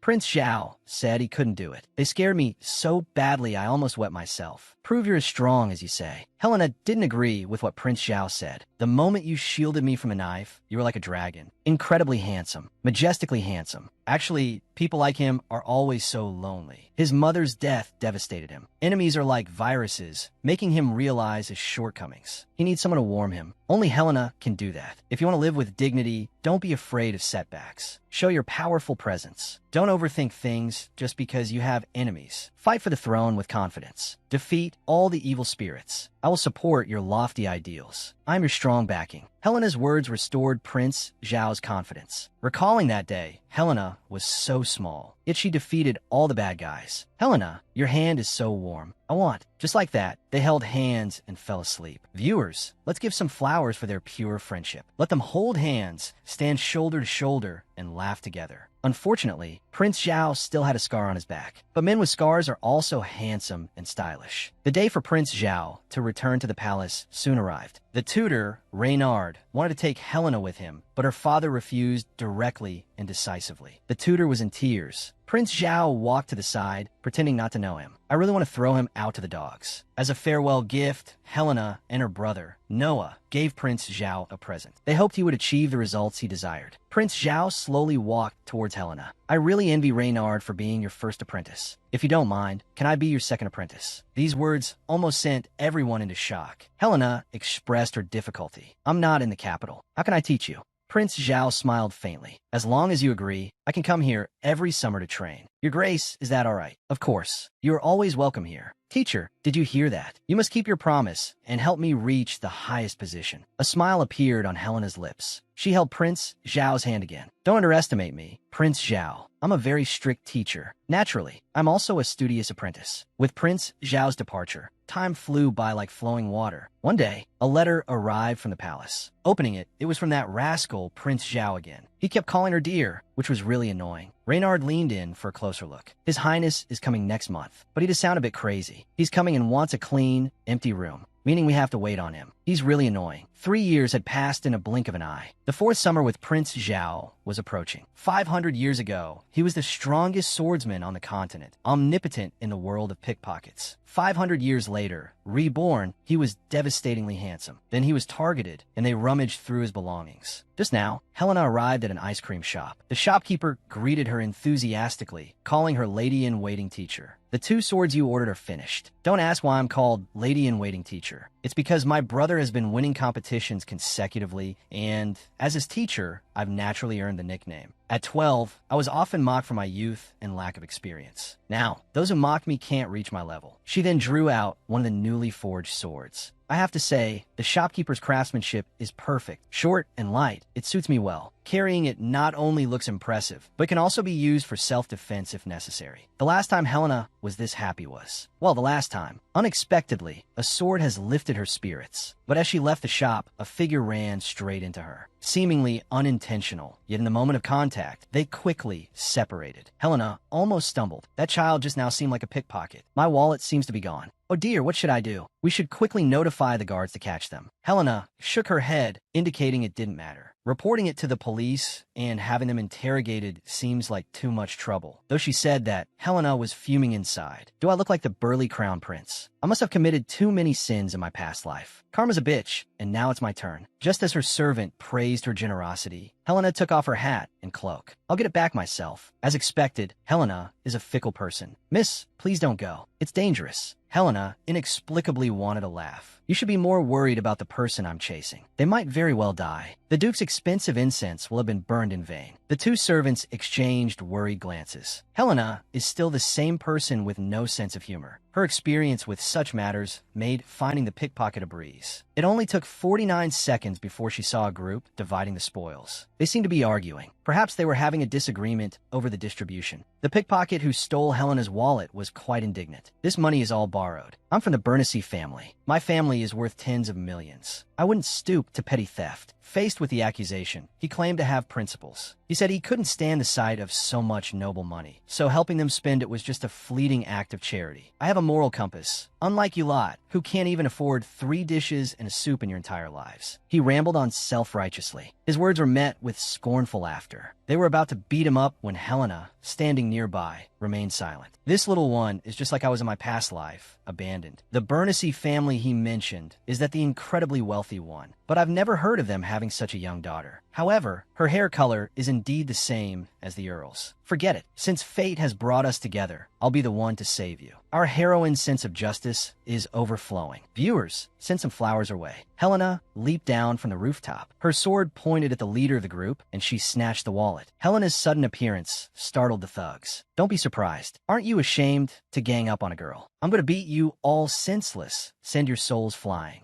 What do you do when your wallet is stolen? Chase them down and bring them to justice. What do you do when you see injustice? Rush in and give them a beating. What's that? You don't agree. How about I give you a good stomping? How dare you speak to me with such arrogance? Even a god descending from heaven wouldn't dare challenge me. As soon as she finished speaking, the thugs cried for help and scattered like smoke. Helena sighed. Their fleeing figures, tails between their legs, slowly disappeared. Turning around, she saw a girl holding a rock standing defiantly before her. Her fearless gaze caught Helena's attention. She looked eager for a fight. With a yell, the girl with the rock attacked. Hey, mist, have some conscience. I saved you, and now you're fighting me. The girl insisted the wallet was hers. Whether stolen or snatched, it belongs to me. Helena was speechless. This is just pointless. It seems I can only outsmart this uncommunicative child. Tell you what, if you can land a single blow on me, everything in this wallet is yours. The girl was clearly suspicious. There's no such thing as a free lunch. Don't worry, there's more. If you lose, you have to acknowledge me as your boss. The girl thought to herself, neither winning nor losing seems like a bad deal, but I still want the money in her wallet. Helena loved that sharp look in her eyes. The hint of defiance was intoxicating. The girl lunges with a sweeping attack. Helena easily dodges. Though you have courage, it's all for naught. Helena swings the flat of her blade at the girl. The girl cries out, "Stop. That's not fair. You didn't say you'd attack me." Helena retorts, "Don't play dumb with me. I'll show you that this noble lady isn't some spoiled brat." Now the girl finally understands the meaning of treachery, days from the beating. This duel is truly intense. I only have 2 rocks, she cries, utterly helpless. The next moment, the girl kneels, pleading, "I'm sorry. I apologize. I'll never steal from you again." Helena looks down at her and says, "You're a young lady from the Bernasy family. You shouldn't do things that disgrace your ancestors." The girl says sadly, "Father, I'm just an abandoned, illegitimate daughter. The Count probably wouldn't even acknowledge me." The girl truly seems pitiful. Helena asks her name. The girl says her name is Teddy. "Before my mother died, she told me. It was the Count, whom I've never met." Before she can finish, Helena lifts her chin. Teddy isn't a good name. From now on, your name is Agath. The name comes so suddenly, the girl can hardly believe it. Before she can lament the unpredictability of life, Helena continues, leaving the girl bewildered. "Are you taking me in because I'm an illegitimate daughter?" Perhaps Helena sees her former self, longing for someone to rescue her from the gutter. But that person never appeared. In her past life, she was famous in the world of pickpockets. In this life, seeing this pitiful girl, she feels a connection. Her single-minded decision gives the girl a new lease on life. From this day forward, the girl is no longer adrift. It turns out the girl has a knack for something. You want to tie your own shoelaces. That won't do. Let me. "Miss, there's dust on your shoes. Quickly, rub them on my bottom. Open your mouth. You don't need to do it yourself. I'll do it." She truly understands the art of flattery. Helena feels her resolve weakening. Reynard watches his sister with concern. This isn't right. Pretend to be angry today. Her leaving would be the wrong approach. It's fine. She's just being cautious. Once she has her own circle, she won't be so focused on me. It seems his sister has forgotten Prince Zhao. I bet he's jealous. Hearing this, Helena is a bit flustered. It couldn't be that serious, could it? Unnoticed, Prince Zhao arrives in his sister's carriage. He now exudes an aura of a 2-meter-8 giant, making the siblings feel utterly insignificant. It seems the timid little prince is gone. Prince Zhao pats Helena's head. "Oh, teacher, why have you shrunk again?" Helena feels a pang of pain. Same 24 hours in a day, same 365 days in a year, yet he's become this imposing figure. Helena's eyes flash with anger. "Get your hands off me. Who do you think you are, touching my head?" Knocked to the ground, Prince Zhao isn't angry. Helena, treating him this way, is their way of bonding. Only he dares to be so casual. Throughout the entire empire, who else would dare to play around with him? No matter what, I like her fierceness. But who is that little nobody next to Helena? She's clinging to Helena and glaring at me. After learning the story, Prince Zhao expresses his disapproval. Even your own family might stab you in the back, let alone taking a beggar. Even TV dramas wouldn't dare to be so unrealistic. Helena explains, she's good and obedient. She's just a lamb. Why are you making such a fuss? But Prince Zhao stands up excitedly. I don't care. I just hate her. Whether she's obedient or not has nothing to do with me. Her clinging to you is an eyesore. Helena feels like she's talking to a brick wall. Why are you being so petty toward a girl? Prince Zhao shouts, it's obvious to everyone. Can't you see? Oops, almost let my feelings slip. Hey, what are you staring at? Helena muses, your thighs seem quite strong. Upon hearing this, Prince Zhao's heart races. You're so annoying. Always touching people the moment we meet. Have some decency.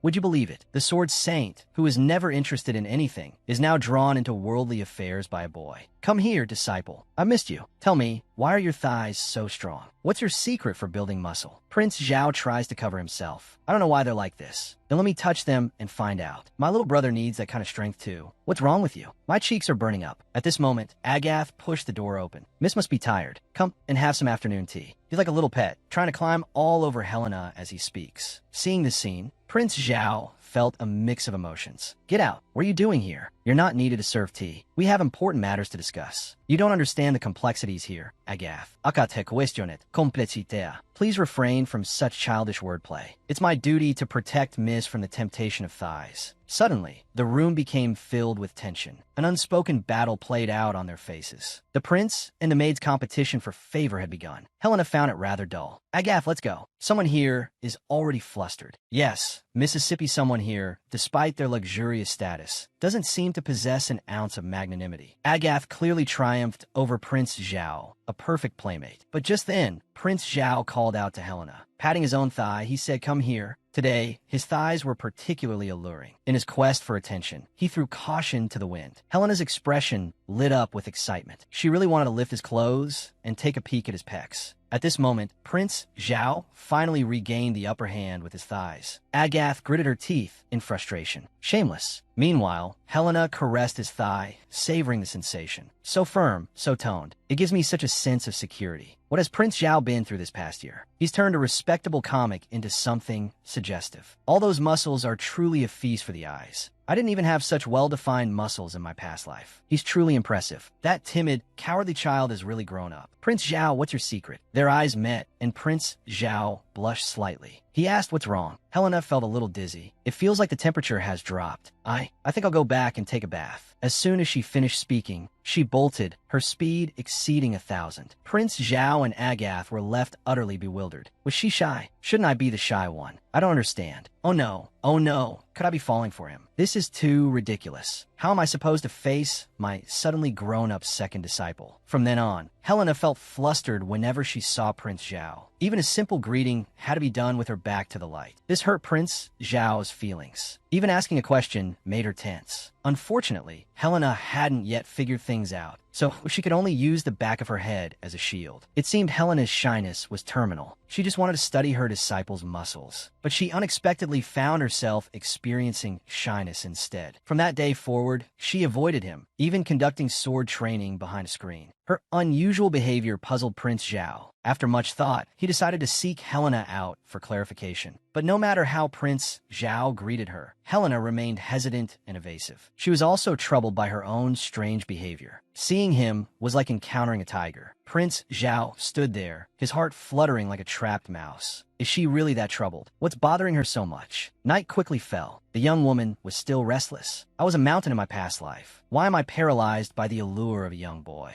This feeling is truly unusual. Wanting to see him, but not daring to, like a poisonous elixir. Suddenly, there was a knock at the window. Opening it, she saw it was Prince Zhao. Helena felt a surge of conflicting emotions. He had already disturbed her thoughts enough during the day, and now he was here at night to complain. Why don't we just have a fight? Let me help you transform. But Prince Zhao simply wanted to talk to Helena. Looking into Prince Zhao's earnest eyes, Helena felt a pang of something. That kid is putting on his adult expression again. I really can't stand it. Prince Zhao leaped through the window. I say, Your Highness, why not use the door instead of jumping into my room? Prince Zhao replied helplessly, I didn't want to believe me. Your little admirer is guarding the door like a loyal dog. I really had no choice. So you climbed into my bedroom at night to tell me about your feelings. Yes, because you kept avoiding me all day. Even with a surprise attack, you still try to hide. I really don't know what I did wrong. So he's worried about my avoidance. Helena scratched her head. Actually, you didn't do anything wrong. It's just, you've changed so much in a year. And it feels a little strange. Prince Xiao's heart was pounding. But I also can't stop the artist's style. I just need some time to adjust. You don't have to worry about it. Hearing this, Prince Xiao clenched his hands in frustration. Helena, I can only be here for 3 months. The time I've spent apart from you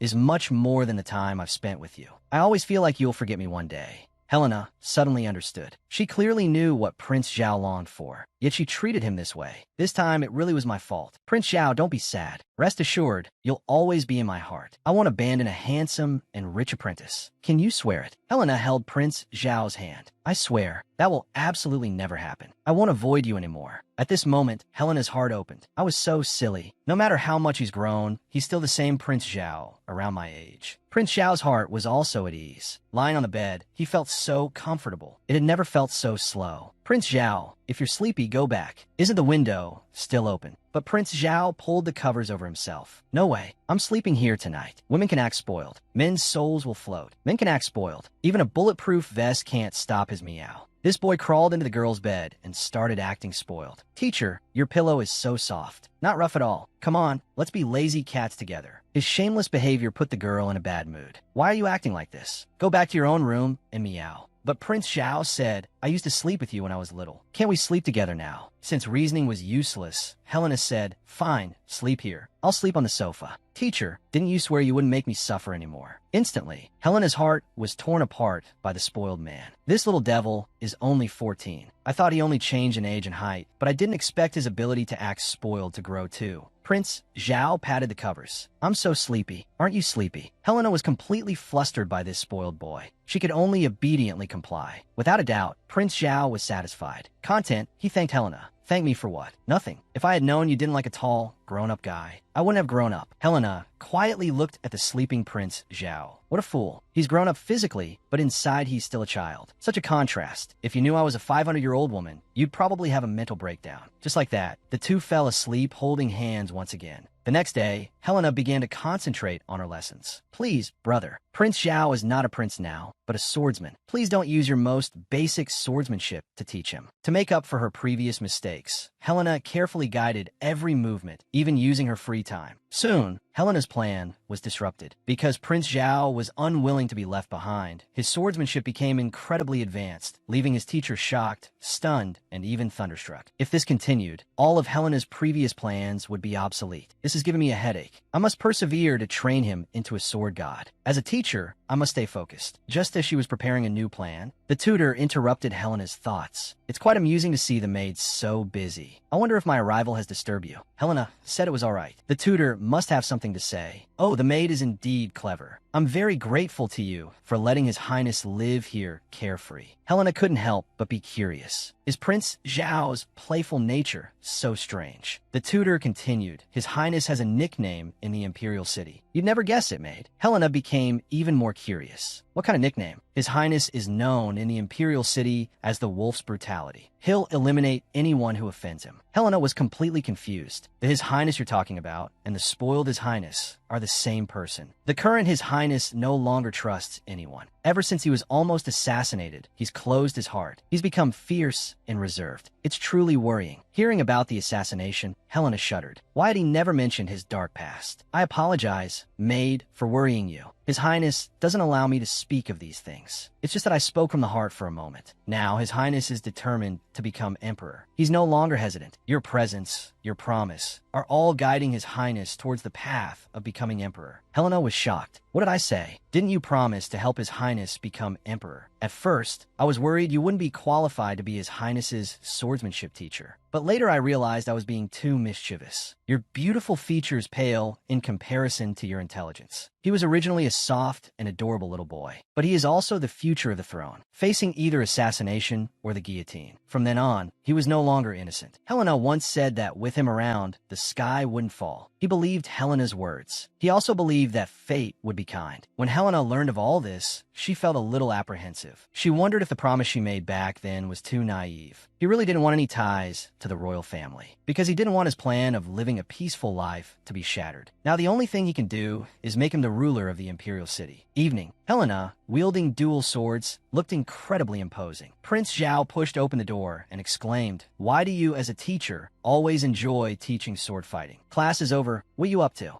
Helena didn't waste words. She directly stated her purpose. "Prince Zhao, from this moment on, I will train you every night. Please take this seriously." Prince Zhao expressed his confusion. "You don't need to understand. You just need to know that what you're learning now are moves that are deadly in the light. Pick up your weapon and let me show you what true ruthlessness is." Before Prince Zhao could react, Helena suddenly lunged. "Wait a minute," he asked. "Attacking without warning is unfair. Didn't you hear me talking just now? What I'm teaching you now is that shamelessness conquers all. If you keep spacing out, you'll get a second scar on your back." Prince Zhao stammered, "I only have one sword. You have two." Helena, ignoring his complaint, continued her attack. "Complaining during a fight. You won't have that luxury on a real battlefield. Focus. Don't whine. This move is a technique I personally mastered." Prince Zhao was clearly overwhelmed. Just defending himself was exhausting, but he wasn't about to give up. Just then, Helena used a swift upward flick of her swords, disrupting Prince Zhao's stance and nearly slicing his throat. He would have been dead on a battlefield. Prince Zhao knew he had to be resilient to ascend the throne. If he showed fear, he would die a pathetic death. "Get yourself together. Let's go again." He became serious, refusing to be underestimated by Helena or to lose his life to Betty's people. Prince Zhao was indeed a skilled martial artist. Although Helena had the advantage in strength, she was teaching him more than just brute force. With a deft twist of her sword hilts, she landed a blow to Prince Zhao's kidneys. "Unfortunately, you've lost your life again. He's the first in line to the throne," Helena thought. Yet he's being toyed with by a girl. Helena felt a pang of sympathy, but knew she had to be harsh. He won't survive the royal power struggles otherwise. This is the harsh reality of survival. You must become strong, prove yourself, and make yourself unmatched in this world. You even have to be able to defeat me. Prince Zhao grimaced. "Why does it have to end with defeating you?"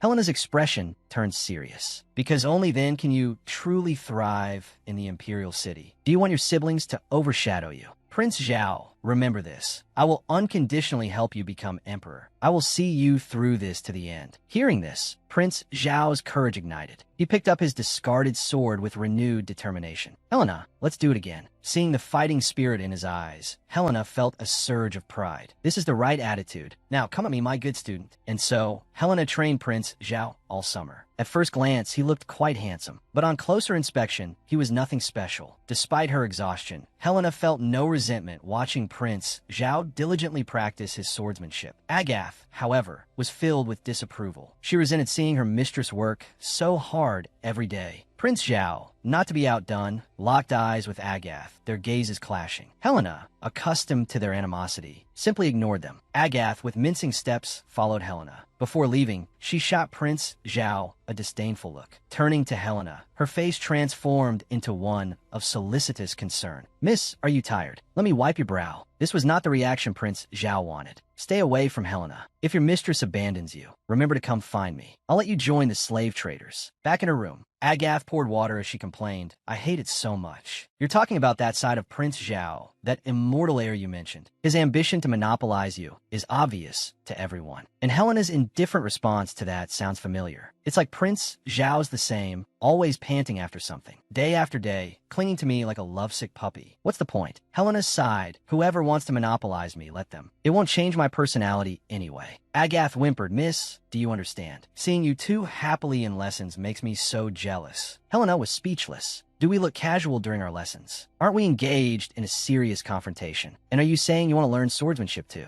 As a servant, I wouldn't dare deceive you, Mississippi. I'm sorry. Those are just impossible dreams for me, because I'm just an abandoned child." "Agath, who are you looking down on? Here, there's only wanting to or not wanting to, no past or history. If you truly like it, I can get you started right away." Since Agath can't even imagine it, truly disregarding the past, not caring that I'm a servant, a bastard child. Well, we're both in the same boat. I'll find the best school for you and get you on the honor roll. Hearing this, Agath silently questioned, shouldn't the story go like this? The correct script should be Miss teaching me swordsmanship. Agath knelt down in a panic. She cried loudly. She cried out, Mississippi, Mississippi, I want your embrace. Please don't forget me. Helena felt bewildered. What is all this nonsense? The most painful thing in this world is that I hold you in my heart, but you say no. This girl really wanted her master to illuminate her like Buddha's light. She was a little sprite picked up by the protagonist. She desperately wanted to learn swordsmanship with her master and become famous. But Helena didn't want to deal with troublesome things. She just wanted to live a carefree life. Agath was persistent. I'll just listen in from the side. I'll learn secretly. I'll definitely be invisible. Looking at the persistent child, Helena felt sympathy. Prince Zhao's training should be coming to an end. My brother also seems to need a sparring partner, and sparring with me at my level is impossible. So maybe Agath is tough enough to handle it. All right, stop your whining. I'll teach you swordsmanship when Prince Zhao isn't around. But there's a condition. If you can't match Reynard's flair within a year, then I'll send you off to a training camp. Agath's heart bloomed. Miss, you're my Mona Lisa. I'll learn with all my might to prove I'm not blind. Agath's exuberant display exhausted Helena. I wanted to slack off, but fate is fickle. With so many apprentices, sooner or later a swordsmanship school will emerge. Father wasn't complaining, it seems. I really might get dragged into a world I can't handle. After that, Agath and Prince Zhao continued their daily squabbles. One yelled, hurry up and show off, then get out of here. The other yelled, you won't let me show off. How can I finish showing off? Helena sighed. Those two together are a disaster. These are just trivial squabbles. What's important is that Prince Zhao's devilish training can finally stop. Now he can go anywhere without fear of assassination. This summer's efforts were worth it. Helena, thank you. I don't believe you for a second. Master, that kick of yours was so powerful, even ghosts would be scared. LV up. Another summer ended. Prince Zhao got into his sister's car and left. Hopefully, he won't be cold-hearted when he returns to the Imperial City. After all, he's seen the light that can't be hidden. Watching him go from afar,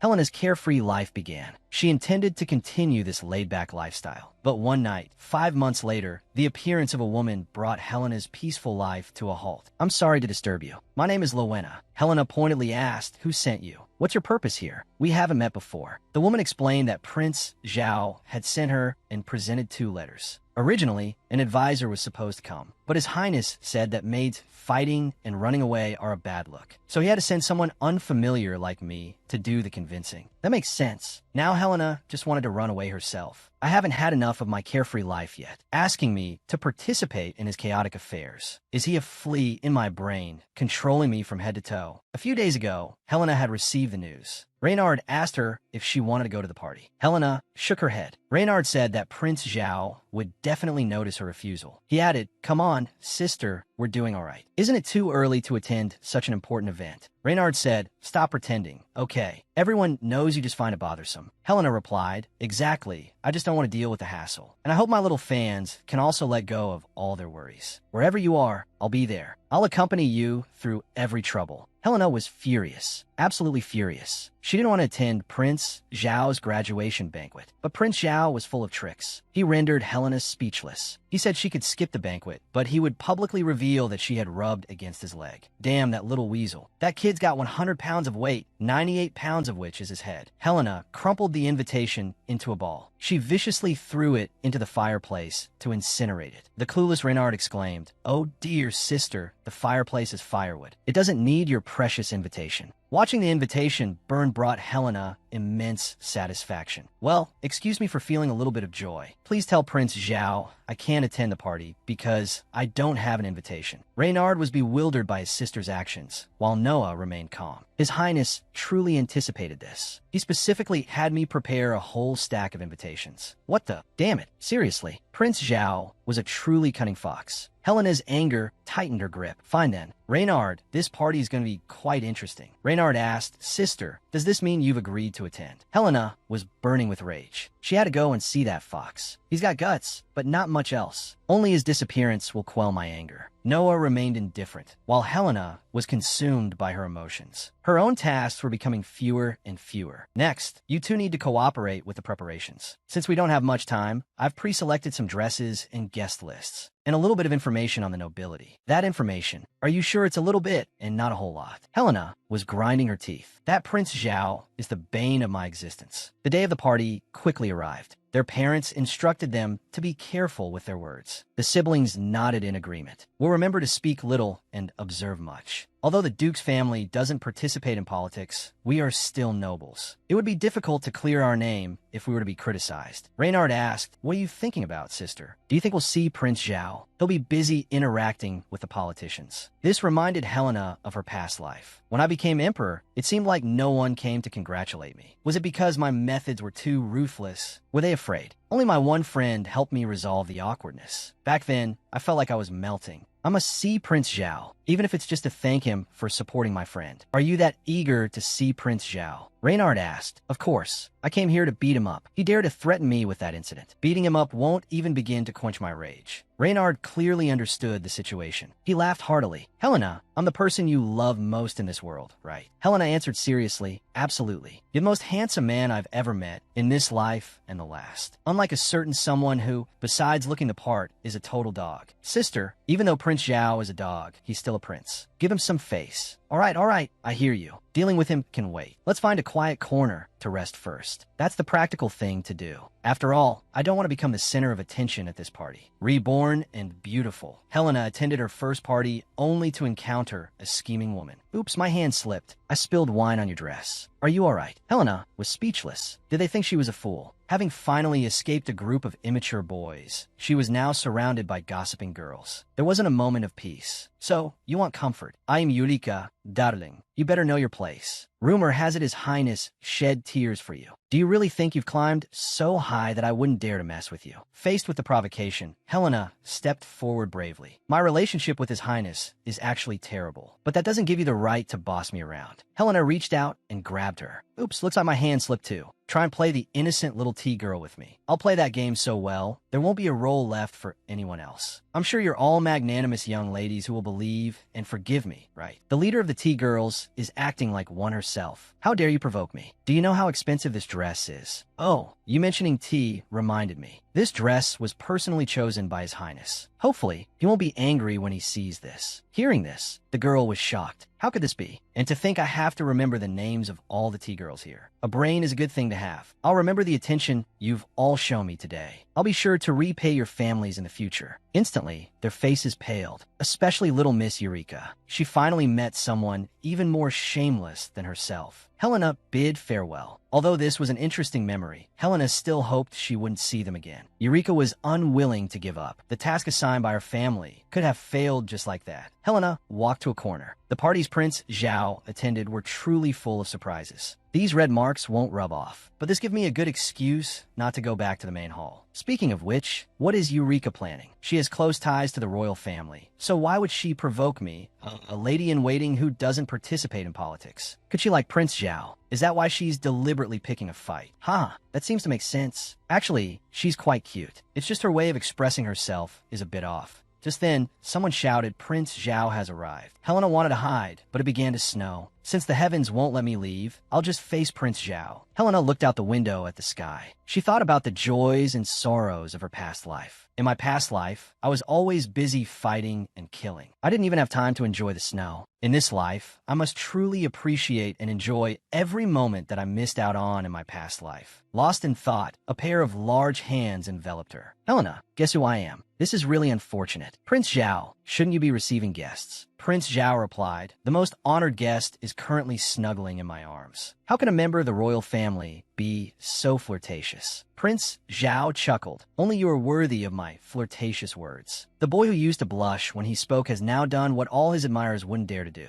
Not only did he hug the heroine, he wasn't even reprimanded for it. Then you're my little sprite. Thank you for coming to the Imperial City. After only a few months apart, Prince Zhao's face was etched with fatigue. She wanted to complain, but the harsh words caught in her throat. It was hard to imagine how chaotic the Imperial City was. How much had he endured? Helena was annoyed by Prince Zhao's height. Even though you're the host today, your height and your 2-meter-8 aura are really irritating. I didn't used to have to look up at you like this. Prince Zhao teased. Do you think I don't feel superior having my student look up to me? The next second, he leaned down. I like how you're always nitpicking and striving for balance. The sudden closeness made Helena's eyes widen. Pervert, stay away from me. I knew you were dangerous. So what do you want me to do? I'm a crown prince. I can't just stand here. Do you want me to kneel? Yes, that's a great idea. No one would blame you for kneeling before your teacher. Prince Zhao exclaimed, are you sure you want to mess with me? Helena didn't answer. All right, no more superiority. Let's make the teacher happy today. Then he knelt on one knee. Teacher, are you satisfied now? Helena gave him a satisfied thumbs up. But if anyone saw the crown prince kneeling, they would surely faint. Helena quickly covered Prince Zhao's eyes. This way no one will see, right? Though it felt a bit like burying her head in the sand. Actually, Helena covered Prince Zhao's eyes so she could finally express her true feelings. Thank you for being born into this world. Thank you for knowing me. Happy 18th birthday. Prince Zhao didn't respond for a long time. The unexpected, awkward silence made Helena mentally retreat to her safe space. Finally, she burst out, why are you just standing there dumbfounded? I'm dying of embarrassment, you know? The silent Prince Zhao finally smiled. Thank you, Helena. Then he took her small hand, turning up the charm. I was born for you. You're my only source of happiness. The embarrassed Helena became even more embarrassed. How much cat pee did you drink to say something so cheesy? At this moment, Prince Zhao tightened his grip on Helena's hands. I mean it. I was born into this world for you. Helena remained silent. Prince Zhao's voice was choked with emotion. Has he really turned 18 already? He's getting teary-eyed just from talking. All Helena could do was hug him tightly. The world is so vast, and I'm grateful you landed right in my heart. Did you have a friend like this? Write his name in the comments section. Maybe he'll see it. After the party, Reynard asked Helena where she wanted to go. Helena declared her intention to sleep for 3 days and 8 nights. Seeing her self-assuredness, Reynard commented on how boring that sounded. He wanted to visit the Knight's Order, reasoning that a trip to the royal city was a rare opportunity. Wow, Reynard is such a model student. So well-behaved, handsome, and ambitious. That means I'll have the house to myself. Sleeping without interruptions will be blissful. But a sweet dream is just a dream. That afternoon, Prince Zhao shattered her fantasy. Damn, I really did have a daydream. Other people travel to have fun, but our heroine just wants to stay in bed. After all, going out will darken her complexion. But she didn't expect an accident could happen at home. A tall, handsome guy came to bother her. Helena was naturally unhappy. Wouldn't you just die if you didn't annoy me? Teacher, those are hurtful words. These past few days, with the moon ahead and me behind, I've been thinking of coming to be your boy toy as soon as I'm done with work. Hearing this, Helena yelled, shut up. If you're tired and sleepy, go back to the palace and sleep. I heard you're afraid of being alone at home. Heartbroken. Don't cry from being touched. Don't let the door hit you on the way out. I'm heartbroken just seeing you.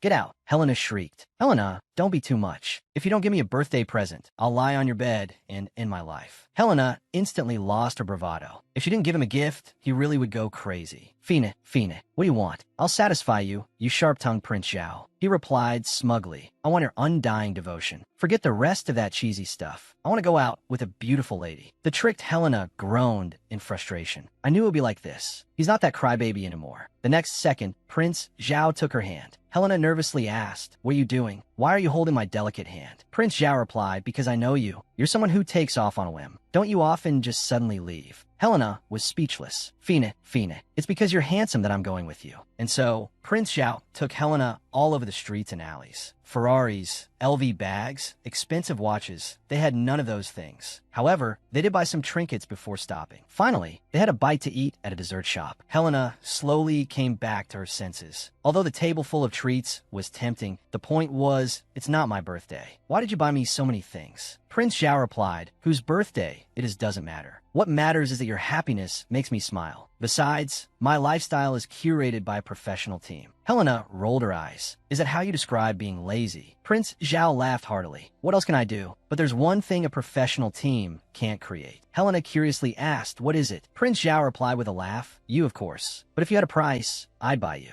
Do you want to die? Prince Zhao, do you really want to die? Helena lamented inwardly. When did this kid get so smooth talking? Want to buy me? Should I ask our viewers? How annoying. The cute little thing who used to get angry so easily at the slightest teasing. Where did she go? Did the royal city drain her of her spirit? Then Prince Zhao asked, Helena, did any young master try to corner you at yesterday's party? Well, there was one. Prince Zhao instantly jumped up. Tell me who it is. I'm going to split his head open like a watermelon. Helena calmly replied, that young master is sitting across from me, saying he's going to split his own head open like a watermelon. Prince Zhao wiped away a tear. Does this young master often make jokes? To reward him, shouldn't you give him a little red flower? Helena silently took out the silver she had prepared. She had intended to give it to him later, but seeing his impatience. So now, give little Jian a zither and Prince Zhao will take it home. Other people's gifts to the prince are either Ferraris or luxury goods. But his gift to the prince is a pile of cloth. Helena, this thing really breaks the norm. Helena was instantly furious at the brat. If you don't like it, I'll burn it to ashes. But Prince Zhao still happily kissed it goodbye, saying it was quite pretty. This is the best gift I've ever received. At this moment, Helena realized her mistake. Having spent a long time with Prince Zhao, she had become numb. But, Prince Zhao, do you really think this rag compares to the treasures at the party? Prince Zhao stroked the gift, his eyes full of joy. Those treasures don't belong to me. They belong to the royal family. Your scarf is a gift that belongs only to me. Helena completely failed to understand Prince Zhao's hidden meaning. Like a piece of wood, she foolishly said, Prince Zhao, I didn't know you liked knitted scarves so much. Hearing this, Prince Zhao couldn't help but chuckle. Helena was still the same Helena. Doesn't she know it's because she gave it to me that I cherish it? Forget it. She's a blockhead, that's for sure. I like the scarf. I like it enough to risk my life for it. What? You'd risk your life to protect a scarf? Helena, stop making me laugh. This person is so strange. I understand this guy's thinking less and less. After a busy day, the two went home in Teddy's car. Helena felt that the royal city was particularly dazzling today. 500 years ago, she spent countless nights here. But why isn't a single day's nightscape as beautiful as it is now? Could it be because I have a friend with me? Judging by his appearance, he must be feeling the same way as I am. Since they were almost home, Helena called out to him, Wake up, we're almost home, let's say goodbye. Prince Zhao slowly opened his eyes. Suddenly, Teddy's car jolted violently. The two people in the car screamed due to inertia. The next second, their lips crashed together. Why crashed and not touched? Because their front teeth really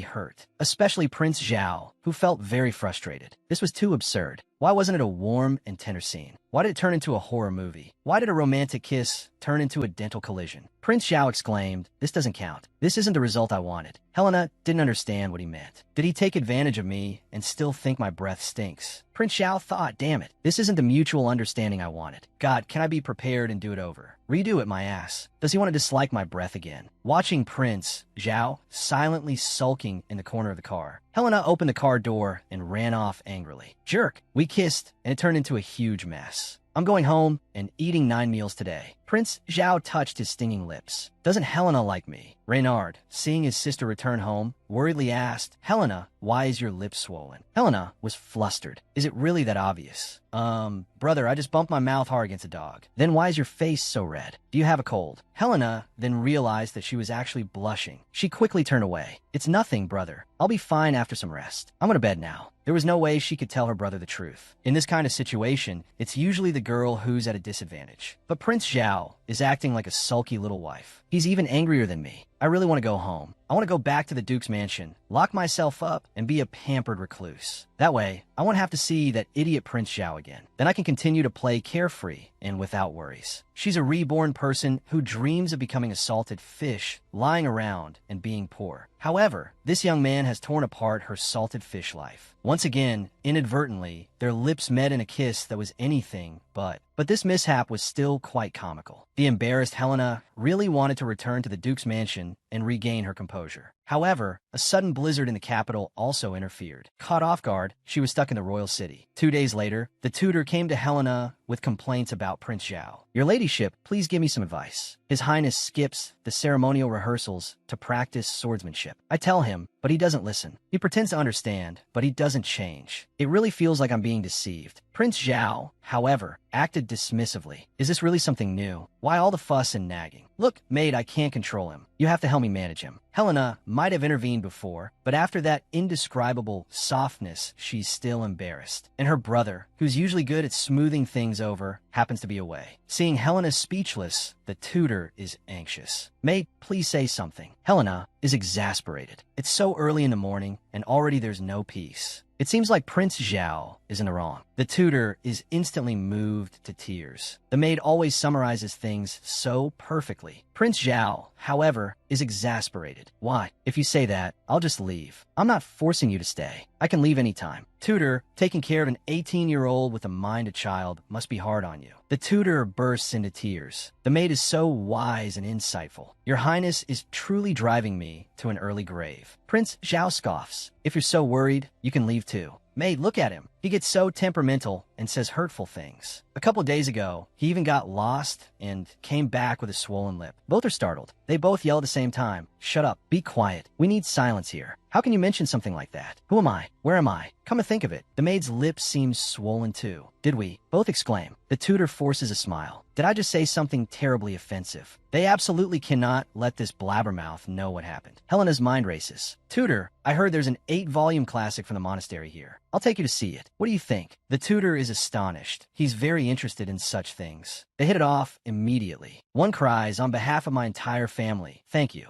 The other exclaims, that was close. I dodged a bullet. Prince Zhao mutters, being home alone is scary. Helena glares at him fiercely. Idiot, please don't talk. I finally managed to distract the tutor. There's no way I'm letting Prince Zhao keep babbling. The tutor agrees to leave Prince Zhao behind because children don't understand the value of rare books. Prince Zhao feels trampled on. Is he even less important than a book? He looks at Helena's indifferent expression. He scoffs, fine. Do whatever you want. Helena watches as Prince Zhao turns his head away. Helena walks, stopping and starting. He seems to be getting angry again. It's heartbreaking, the kind of anger that's impossible to soothe. The other day was Valentine's Day. Everyone else was giving flowers or kisses, but they had a tooth-clashing showdown. This time, Prince Zhao decides he won't be heartbroken. He's going to have a proper kiss with Helena. Just now, Helena brought the tutor to look at books. The tutor's only thought is, so beautiful it makes me want to cry. Meanwhile, Helena is in a daze. Why is he inexplicably pouting? Isn't he afraid the clueless tutor will notice? He complained about my bad breath before, and now he's angry again. It's so confusing. Unable to figure it out, Helena decides to ask the clueless tutor, isn't Prince Zhao supposed to be preparing for his coronation ceremony? Why are you leisurely reading here? The tutor explains, the complicated situation at the palace is, well, leisurely. I came out to relax and hopefully get you to comfort His Highness. Helena sighs. As expected, it's palace affairs. It must be hard on you, tutor. Then something occurs to her. The Grand Princess Consort is about to be crowned Empress. She'll definitely push for her own son to be crowned prince. The situation seems peaceful now, but behind the scenes, they're definitely scheming. If His Highness gets angry and lashes out, their plan will naturally succeed. No wonder my father has been busy socializing. He's already decided to side with Prince Zhao. I want to help him too, but the Duke's estate is too far from the capital. I won't be able to get news about Prince Zhao after I return. The tutor offers, I can be your informant. Helena laughs dryly. Are you sure you'll be my informant and not my brother's or father's? The tutor gives her a knowing look. All right. Since you put it that way, I'll accept. Actually, Helena isn't interested in these power struggles, but it's her student's affair, so she has to pay attention. Unconsciously, Helena arrives at the hall. That kid, Prince Zhao, is actually asleep. He must be very tired. Otherwise, he wouldn't be sleeping so soundly in this small courtyard. She looked at the sleeping young man, a tenderness she couldn't ignore. If it weren't for the promise back then, he wouldn't be in such a difficult position. Since it's unavoidable, my brother and I will support him wholeheartedly. Helena gazed at him affectionately. Please don't be lonely. You can always come to me for comfort and connection. Just then, Prince Zhao slowly opened his eyes. Helena, when did you arrive? Just now. I was thinking of drawing a little turtle on your face, but you woke up? Hearing this, Prince Zhao exclaimed that he would never dare sleep in front of Helena again. Otherwise, he wouldn't know what he'd become upon waking. Helena, you're such a tease. I was just joking. Prince Zhao's expression flickered for a moment, then a smile spread across his face. The two silently gazed at each other. Suddenly, the man reached out his hand. Helena, your wound looks interesting. Let me check it out. But when his fingertips felt the softness of her skin, he couldn't contain himself any longer. He leaned forward and kissed her lips. Before Helena could fully register the touch, Prince Zhao pulled away. I thought I felt a little bug buzzing around, but I guess I just ate it. Helena thought it was strange. Why did his flirting feel so belated? He was this boy's tutor, but the boy wanted to devour his tutor. Tutor, you look so delicious. Can I have a little taste? Helena couldn't breathe from nervousness. She felt a mixture of excitement and apprehension. Was this the boy's charm? Prince Zhao slowly leaned in again. The moment their lips met, they shattered their understanding of love. The first time was an unexpected spark. The second time was true understanding. Even the heavy snow chose to cease. Helena and her brother were about to leave the royal city. Two of Prince Zhao's trusted aides came to see them off, but the prince himself was nowhere to be seen.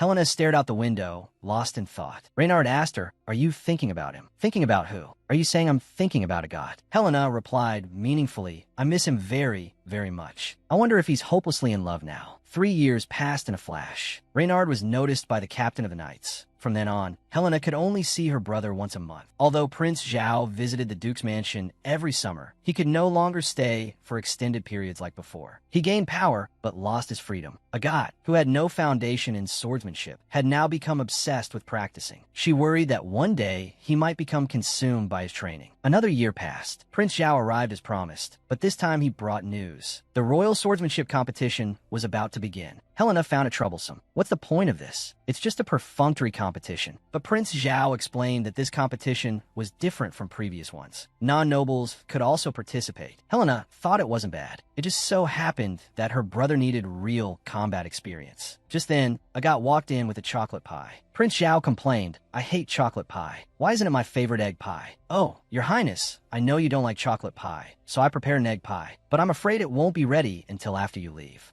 They still bickered whenever they met. Their confrontational manner was quite endearing. "Agath, you should prepare too." "Miss, what did you say?" "I said you should prepare for the competition. Prince Zhao came all this way for you." Prince Zhao interjected, "Don't talk nonsense, or I'll watch your mouth." Agath was excited. "Miss, can I really participate?" "Of course. Don't let down Prince Zhao's good intentions." Agath turned to Prince Zhao and expressed his gratitude firmly. "Your Highness, thank you very much." In the end, Helena decided that all 3 of her apprentices would participate. It would be a good test of their training results. She was really looking forward to seeing who was the best. Prince Zhao was leaving that night. Helena was reluctant. "It's a dark and windy night. Isn't it dangerous to travel now? Why don't you stay the night?" Prince Zhao was also reluctant, but he was no longer the boy he once was. "Helena, I'm sorry. I also want to hold you close, but duty calls. I have to leave quietly." Actually, the relationship between the two of them subtly changed after their last intimate encounter. They tacitly agreed not to mention it. But this growing distance wasn't good news for Helena. In the end, Prince Zhao clung tightly to Helena. "Helena, my feelings have never faded. I'm still the most dazzling one in your heart. My love for you is known all." She's the most laid-back girl in the comics world. While others strive for the peak of life, she just wants to live a peaceful life. Today was another troublesome day because she had to take her apprentices to the Imperial City to compete. Helena's parents were moved to tears. "Our daughter has finally begun her rebirth. Since you're going, don't just stay lost in your own world. Attend some parties and gatherings. Relax a bit." Seeing her parents' tearful joy, she felt utterly exhausted. "I really have no interest at all," she thought, sighing inwardly. To maintain peace, she continued to play along. However, someone else was very happy, and that was Agath. Looking at the bustling Imperial City, his eyes widened. Wow, so beautiful, so pretty, so amazing. He felt like he was dreaming. "Miss, look at how clean and tidy the ground is. Carriages come and go, but there isn't a single scratch. Miss, look at that magnificent building. So imposing. Who is so fortunate to live there? And this one, it's so big and majestic. Who could have sculpted it so lifelike? It's so cool. Agath, look but don't touch. If you damage something, I'll have to offer you as compensation." "Miss, I'm just so excited. I'll go find someone to give me a good beating to sober up." Agath's tail wagged uncontrollably. He knew Helena was just teasing him. Truly, the younger generation is full of promise. The first competition was about to begin, but he wasn't nervous at all, still completely enthralled. Helena was charmed by her little apprentice. Reynard's focus was different from his sister's. "Shouldn't we buy Agath some gifts?" Helena immediately understood. If we buy him so many things, won't his eyes pop out? After all, Agath always cherished every gift he received. This time, Agath was so moved that he declared, "I will absolutely not disappoint Miss and young master. Even if I'm up against the champion, I will exceed Miss's expectations." Agath's straightforwardness pleased Helena. "But since we're participating, we can't lose. Show us your heroic spirit." Hearing this, Agath was brimming with confidence. "You're right. I will strive for victory." Helena was gratified. "Good. That's the spirit. Brother, you too. I'll be cheering you on. Give me a confident smile." Reynard also confidently declared, "Victory is within my grasp." This was the outcome Helena wanted. Although she lacked personal ambition, seeing her apprentices thrive made her happy. The winner would undoubtedly be one of the 3 of them. Helena glanced at the nearby clock. Speaking of which, it's almost time. Brother, enjoy yourselves. I'm off to meet with the tutor. Reynard asked, who are you meeting? We're a team. For safety's sake, let's go together. Don't worry, I'm very knowledgeable, and I'm just meeting with the tutor. I'll be home safe. Reynard gaped in surprise. Are you sure it's him you're meeting and not him? 500 years ago, she was a revered empress. After rebirth, she was indifferent to everything. However, their presence dispelled her loneliness. They were her 3 apprentices, especially the crown prince who stole her first kiss. That day, she invited the tutor to dinner because she needed answers. The tutor was ecstatic. Wonderful, you finally decided to join our cause. Rest assured, I'll be a competent informant. Helena shook her head, indicating she had no interest in politics. I'm here today to inquire about a romantic relationship. Hearing this, the tutor was stunned. My lady, you're highly intelligent and beautiful. Why would you worry about your romantic prospects? Helena was embarrassed. The tutor seemed to realize his blunder. What do you want to know? Perhaps I can help. Helena stated, I want to know about the Eureka family. The tutor was surprised. Did Eureka do something to upset you? Helena seemed to notice something amiss. I'm the one asking the questions. Why are you questioning me? Tutor, please answer my question directly. Don't beat around the bush. It seems you're not suited to be an informant. The tutor nodded awkwardly. Haha, yes, I misspoke. This matter is, well, it's neither big nor small. Let me give you a brief overview. The current empress wants her son to be the crown prince. But as long as Prince Zhao draws breath, his son can never become crown prince. Furthermore, power in the imperial city is already shifting towards Prince Zhao. In that case, the empress's son can only ascend to the position of crown prince after Prince Zhao becomes emperor. But if Prince Zhao were to have a son, the empress's plans would change. Therefore, the empress decided to have someone from her own family become the imperial concubine. That person is the Eureka you mentioned. Helena finally understood why Eureka had been causing trouble for no apparent reason. It turned out that the power struggle had put her in a difficult position. So, Prince Zhao will marry her soon, right? The tutor was surprised. Aren't you anxious or embarrassed? Don't you feel wronged? Helena's inner strength was formidable. What was there to be anxious or embarrassed about? In her past life, she had navigated treacherous paths, witnessing the downfall of more than 50 people. At this point, the tutor spoke from the heart. I think you are the most suitable candidate for imperial concubine. If you are willing, we will certainly not give up. The tutor was very confident. Helena couldn't hide her affection, but the reply she received was unwillingness. He forgot that Helena was an emotionally unawakened block of wood. This whole thing sounds like a lot of trouble. Helena would definitely avoid it, no matter what the tutor said next. Helena just shook her head and chuckled. I've been an emperor. Now, becoming the emperor's wife is simply impossible. Living a carefree life is my path. Speaking of which, what is Prince Zhao up to? He's already talking about marriage, so why is he still flirting around? His irresponsible attitude just leaves me speechless. Returning home, Helena felt a little down. She really wanted to vanish from the imperial city. It must be said, Helena was still that block of wood. Does she not know why Prince Zhao likes her? My dear, look into your eyes. You like him too. Am I the only one pining for him? Prince Zhao is about to become someone else's groom. Is anyone going to stop this? Waiting online, quite urgent. The female lead is too strong. The schemer doesn't dare to act up. Upon seeing her, I just want to go to heaven. Event organizers, please save my fragile heart. I need to change seats. There's a hooligan here. Any distance will do, as long as you hide me. However, Helena grabbed her by the heart. Why change seats? What's wrong with sitting next to me? Because Helena's grip was too strong. Eureka let out a yelp. Don't be afraid, miss. I'm a kind person. Eureka was as awkward as a young maiden. Yeah, the last time I saw your kindness was the last time your kindness left me out in the cold. Helena patted her shoulder. Please don't be so nervous. I popped your bubble. Now I'm happy every day. Eureka was terrified and didn't dare to speak. Sweet miss, smile a little. Please don't make the atmosphere so gloomy. Otherwise, people will misunderstand that we have a great relationship. I might have to hit you, little girl. Helena's lips curled upwards. This girl's mental fortitude was weak. If she became Prince Zhao's wife, wouldn't she be bullied miserably? Eureka was dripping with cold sweat. Afraid of being beaten, she could only force a laugh. Seeing the girl's forced laughter, Helena wondered if she was being too heartless. Was it absurd to bully such a silly, cute girl? Just then, the Emperor announced the official start of the swordsmanship competition. It was a day for the audience to get their blood pumping. The walking corpses exchanged blows, a dance between life and death. Although this was a drunken revelry organized by the nobles. It must be said that the competition was also fiercely exciting, especially when Agath entered the arena. Every strike he made brought cheers. Whose family raised this angel? So young, yet so surprisingly nimble and agile. He only wanted to master swordsmanship to protect his master. Today, he perfectly demonstrated his hard work. Although he was unfortunately eliminated, he gave a wonderful performance. Helena's face beamed with pride. Agath, you are the brightest star. Next, Reynard officially entered the arena. Standing center stage, he was dashing and unrestrained. The audience admired his irresistible presence. It was said he was a prodigy, having won many championships in other competitions. On stage, Reynard was like a supreme ruler. He wanted to prove to his sister how powerful her brother was. He swiftly defeated his opponent, making him beg for mercy. Although it seemed unbelievable, that was his overwhelming strength. Reynard then extended a friendly hand. Looking at her charismatic brother, Helena had a bad feeling. Oh dear, the family mailbox is about to be flooded with letters from all directions again. Finally, Prince Zhao made his grand entrance. He certainly knew how to make an impact. What was this one-handed swordsmanship as the grand finale? I haven't even seen what he's doing yet.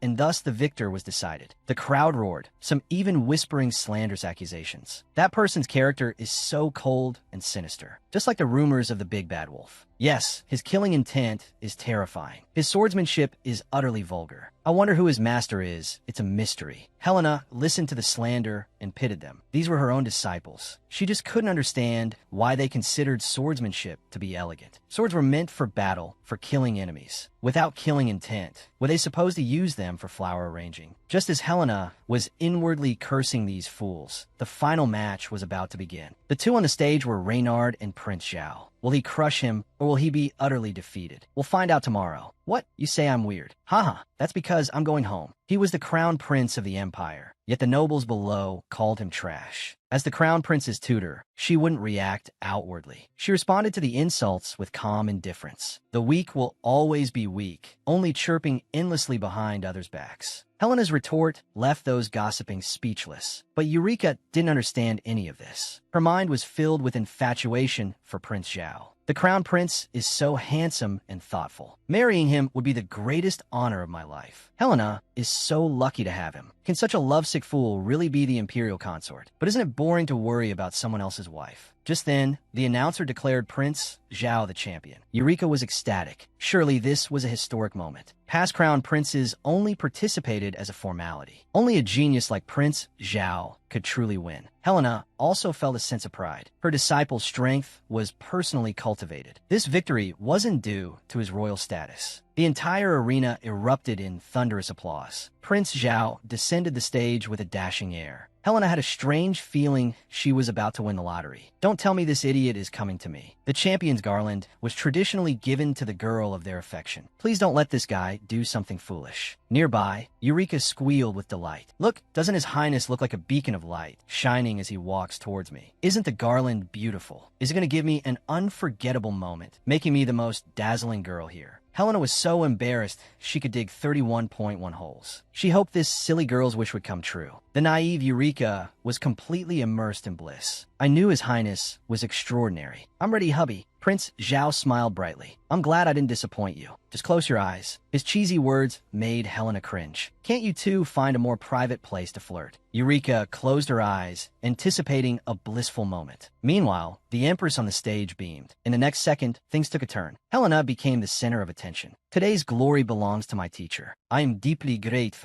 Without you, I will be nothing. Helena was mortified. The crowd erupted in murmurs. The Empress's smile faltered. Eureka's heart sank. She was filled with uncertainty. It was over. Helena's peaceful life was finished. Within minutes, Helena's story spread throughout the royal city. Have you heard? The crown prince gave the garland to a maid. I heard that maid is also his swordsmanship teacher. What? You say they're secretly lovers. What, they have a child? What? Their child is old enough to help with chores. Oh my, oh my. As expected of the crown prince, he knows how to play. Yes, his private life is beyond our imagination. Poor Eureka became the object of ridicule. Even breathing felt suffocating. He was the crown prince of the empire. She was a humble maid in the duke's household. The crown prince knelt before the maid. He whispered, I'm sorry. I shouldn't have dragged my teacher into this gossip. To show my remorse, please punish me. Helena watched Prince Zhao's rambling in silence. You know I hate trouble, Zhao. He felt a pang of guilt, but it's already happened. We can only face it together. Helena's fury ignited. Right now, I really want to tear you in half. Helena, please spare me. I was just giving flowers to my teacher. It was a sign of respect. I don't care. I want you to vanish. You caused me trouble, so you'll pay the price. Prince Zhao gaped. Wait, let me explain. All three of us, disciples, agreed that whoever won would give the garland to you. Still listening to his nonsense. I'm telling you, don't put on that happy-go-lucky face. Them winning and giving it to me isn't the point. The point is you, the crown prince, giving it to me. I want to distance myself from any royal struggles. I don't even want to look at your engagement with Eureka. I don't want to be gossiped about by the royals. If you want to appease the queen, think of other ways. Don't drag me into your troublesome schemes. Does this Helena thing really make you hate me that much? I didn't say I hate you. I was happy to receive the garland, but I wish you had given it to me as a regular gift. Hearing this, Prince Zhao was taken aback. I thought winning the competition would make you overjoyed, but you're treating it like a tornado. Since you resent me so much because of the gossip, I'll just have to silence the gossipers one by one. Seeing the situation getting out of hand, Helena quickly stopped him. Calm down. Look, you've even moved yourself to tears. I never said I hated you.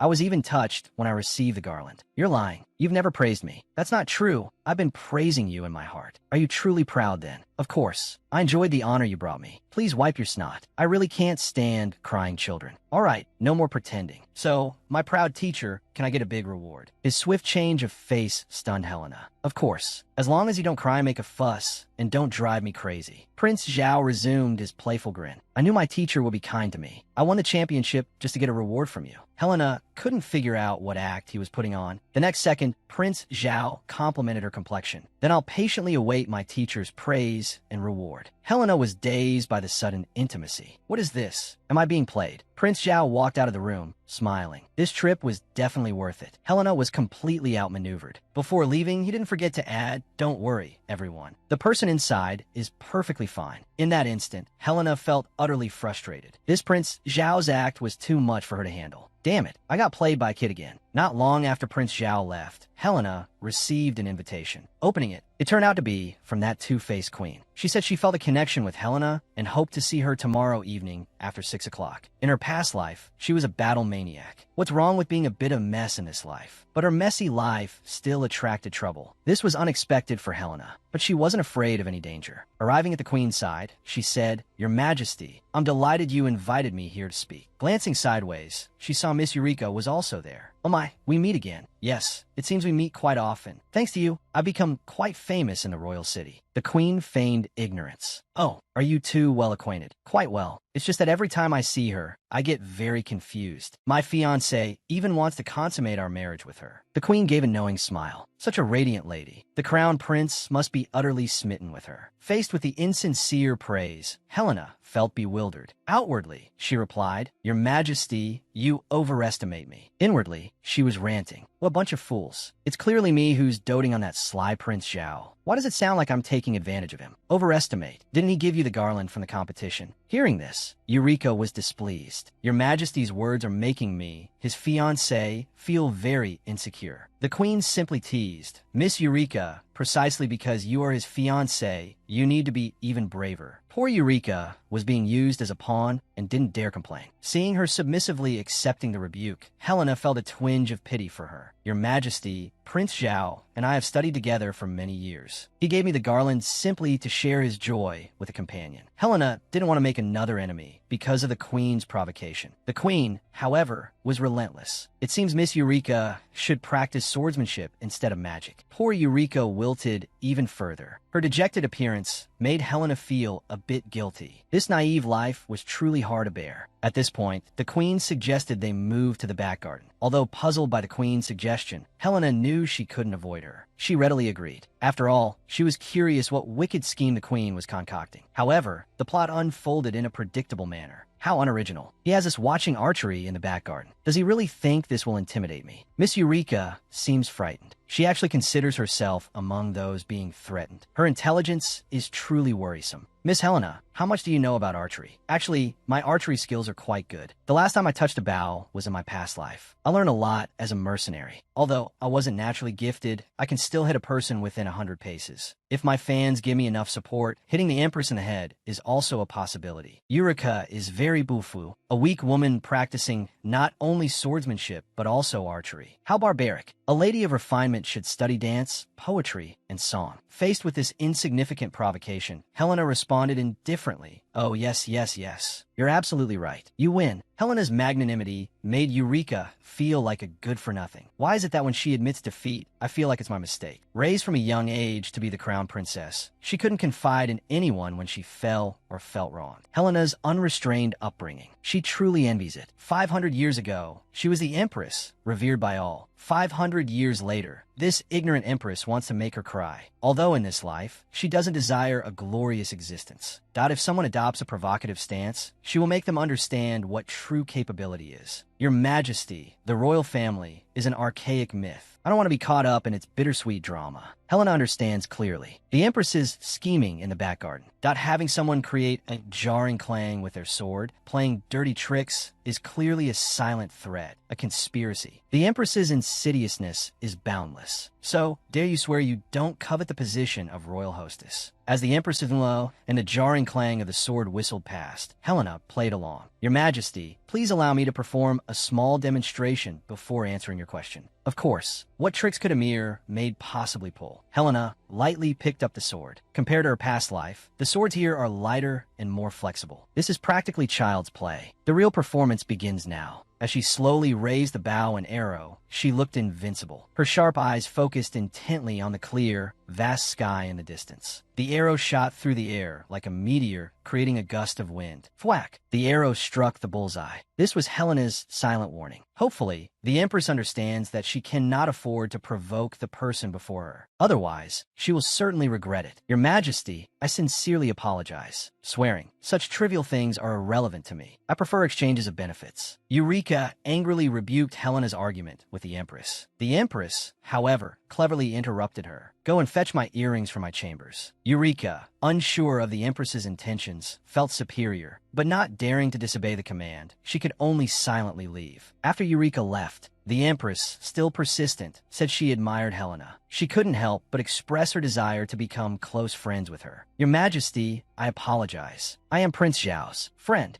But the Empress still hoped for friendly relations in the future and promised Helena rewards. The Empress's persistence severely impacted Helena's mood. She only wanted to brush past this life and move on. Just as she was about to lose her temper, a large hand grasped her. Helena, so you're here? Your Majesty, if I had known you were hosting a gathering, I would have arrived earlier. Prince Zhao's arrival surprised Helena. It seemed she wouldn't have to lose her temper after all. The Empress suggested they have tea together since they were both there. I'm sorry, but my friend doesn't enjoy gatherings like this. Please refrain from teasing her in the future. How can this be considered teasing? I merely wanted to make friends with her. Prince Zhao said calmly, setting aside the matter of making friends, I need to escort my maid home. The Empress wisely said, farewell, I won't see you out. She didn't want to provoke the crown prince. After all, a furious wolf is hard to deal with. The Empress's veiled threats, seemingly gentle, were actually a tempest. It's truly difficult for Prince Zhao, constantly contending with such a person. Helena is clearly a maid who desires nothing. Yet the Empress speaks to her with such menacing words. Since there's no escaping this turmoil, what is there to hesitate about? I will shield Prince Zhao from the storm. If you wish, I can stay here and help you. Prince Zhao was intense, shaking his head fiercely. He didn't want the free-spirited Helena to sink into sorrow. Helena, I know your kindness towards me, but I still hope you can continue your carefree wanderings. In short, things here are complicated. At least Helena understands. The royal palace is a battlefield of scheming and infighting. It's truly boring and troublesome. But Helena, this time, I will help you solve your difficulties. From today onwards, no matter what kind of turmoil arises, I will face it with you. The Prince Zhao who pretended to be strong was no more. He almost broke down waiting to hear those words of strength. Looking at his face and his hands, Helena knew she was deeply touched. Only I can let her confide her confusion. After saying goodbye to Prince Zhao, Helena secretly went to see the tutor. She spoke frankly. Last time we met, you said you would be my informant. Have you forgotten? The tutor hadn't expected this. Wasn't the maid avoiding troublesome entanglements? Why bring this up today? I meant what I said. But if you're trying to weigh the relationship between the prince and the queen, I cannot provide you with any related information. So, tutor, you think I've been bought by the queen. Let me tell you, Japan's wastewater discharge can't pollute my mind. I'm perfectly clear. Japan will face divine retribution sooner or later. The embarrassed tutor was indeed embarrassed. I'm not Japan. I was just testing you. After all, protecting the prince is my duty. I need to make sure he understands. When Prince Zhao was young and visited the Duke's mansion, the tutor would always accompany him. So he is the person we trust the most. Next, Helena took out all the information in her hands. This is the list of nobles who sent me invitations. They all came after the swordsmanship competition. I'd like you to categorize them, separating the enemies from those who truly want to support Prince Zhao. What Prince Zhao lacks now is support from behind him. But most of the nobles, honestly, I don't think they're reliable. The tutor was surprised. Maid, are you serious? You're going to attend social gatherings. Don't be surprised, tutor. I'm serious. All right. Most of those people are fence-sitters. They'll run at the first sign of trouble. So, maid, you're really serious. No more messing around. Helena, having made up her mind, no longer had any worries. Is it necessary to be surprised twice? Isn't this surprising? Well, it's true that this doesn't match my previous behavior. Helena's decision pleased the tutor. It gave him hope that she might become the crown princess. The two chatted enthusiastically, covering everything from heaven to earth, from the past to the present. They even talked about Helena's past life. Listening to the tutor talk about her past life's sunshine and glory, Helena found it rather amusing. He was clearly talking about her past pride. Why did it sound like he was telling someone else's story? Perhaps the current me is no longer that local emperor. I've already started to like this role of Helena. Just then, the man who called Helena king appeared. He seemed to have noticed Helena's beauty. The moment of their reunion was imminent. She was clearly a young girl, yet she possessed the aura of someone 2 meters 80 tall. To ensure Prince Zhao's smooth ascension to the throne, Helena began to busy herself, to build up her network bit by bit. She personally visited various nobles every day. Soon, another summer arrived. Helena received an invitation to Eureka's birthday party to rally more nobles to her side. Helena decided to attend, but unfortunately, her brother couldn't accompany her. Seeing the tutor in the carriage with her sister, Helena sighed sadly. Why didn't her brother have time? Why was she shoulder to shoulder with the tutor? The tutor felt slighted. Wasn't he dashing enough? That being said, the tutor was actually quite suitable. After all, he had the prospects of a viscount. More importantly, he was Prince Zhao's representative. Him being by my side also indirectly proved my relationship with Prince Zhao. Arriving at the hall, Helena was shocked by what she saw. The luxurious scene was blinding. Didn't he understand the meaning of walking on thin ice? This was even more extravagant than the crown prince's inauguration ceremony. Wasn't he afraid of provoking the emperor's displeasure? And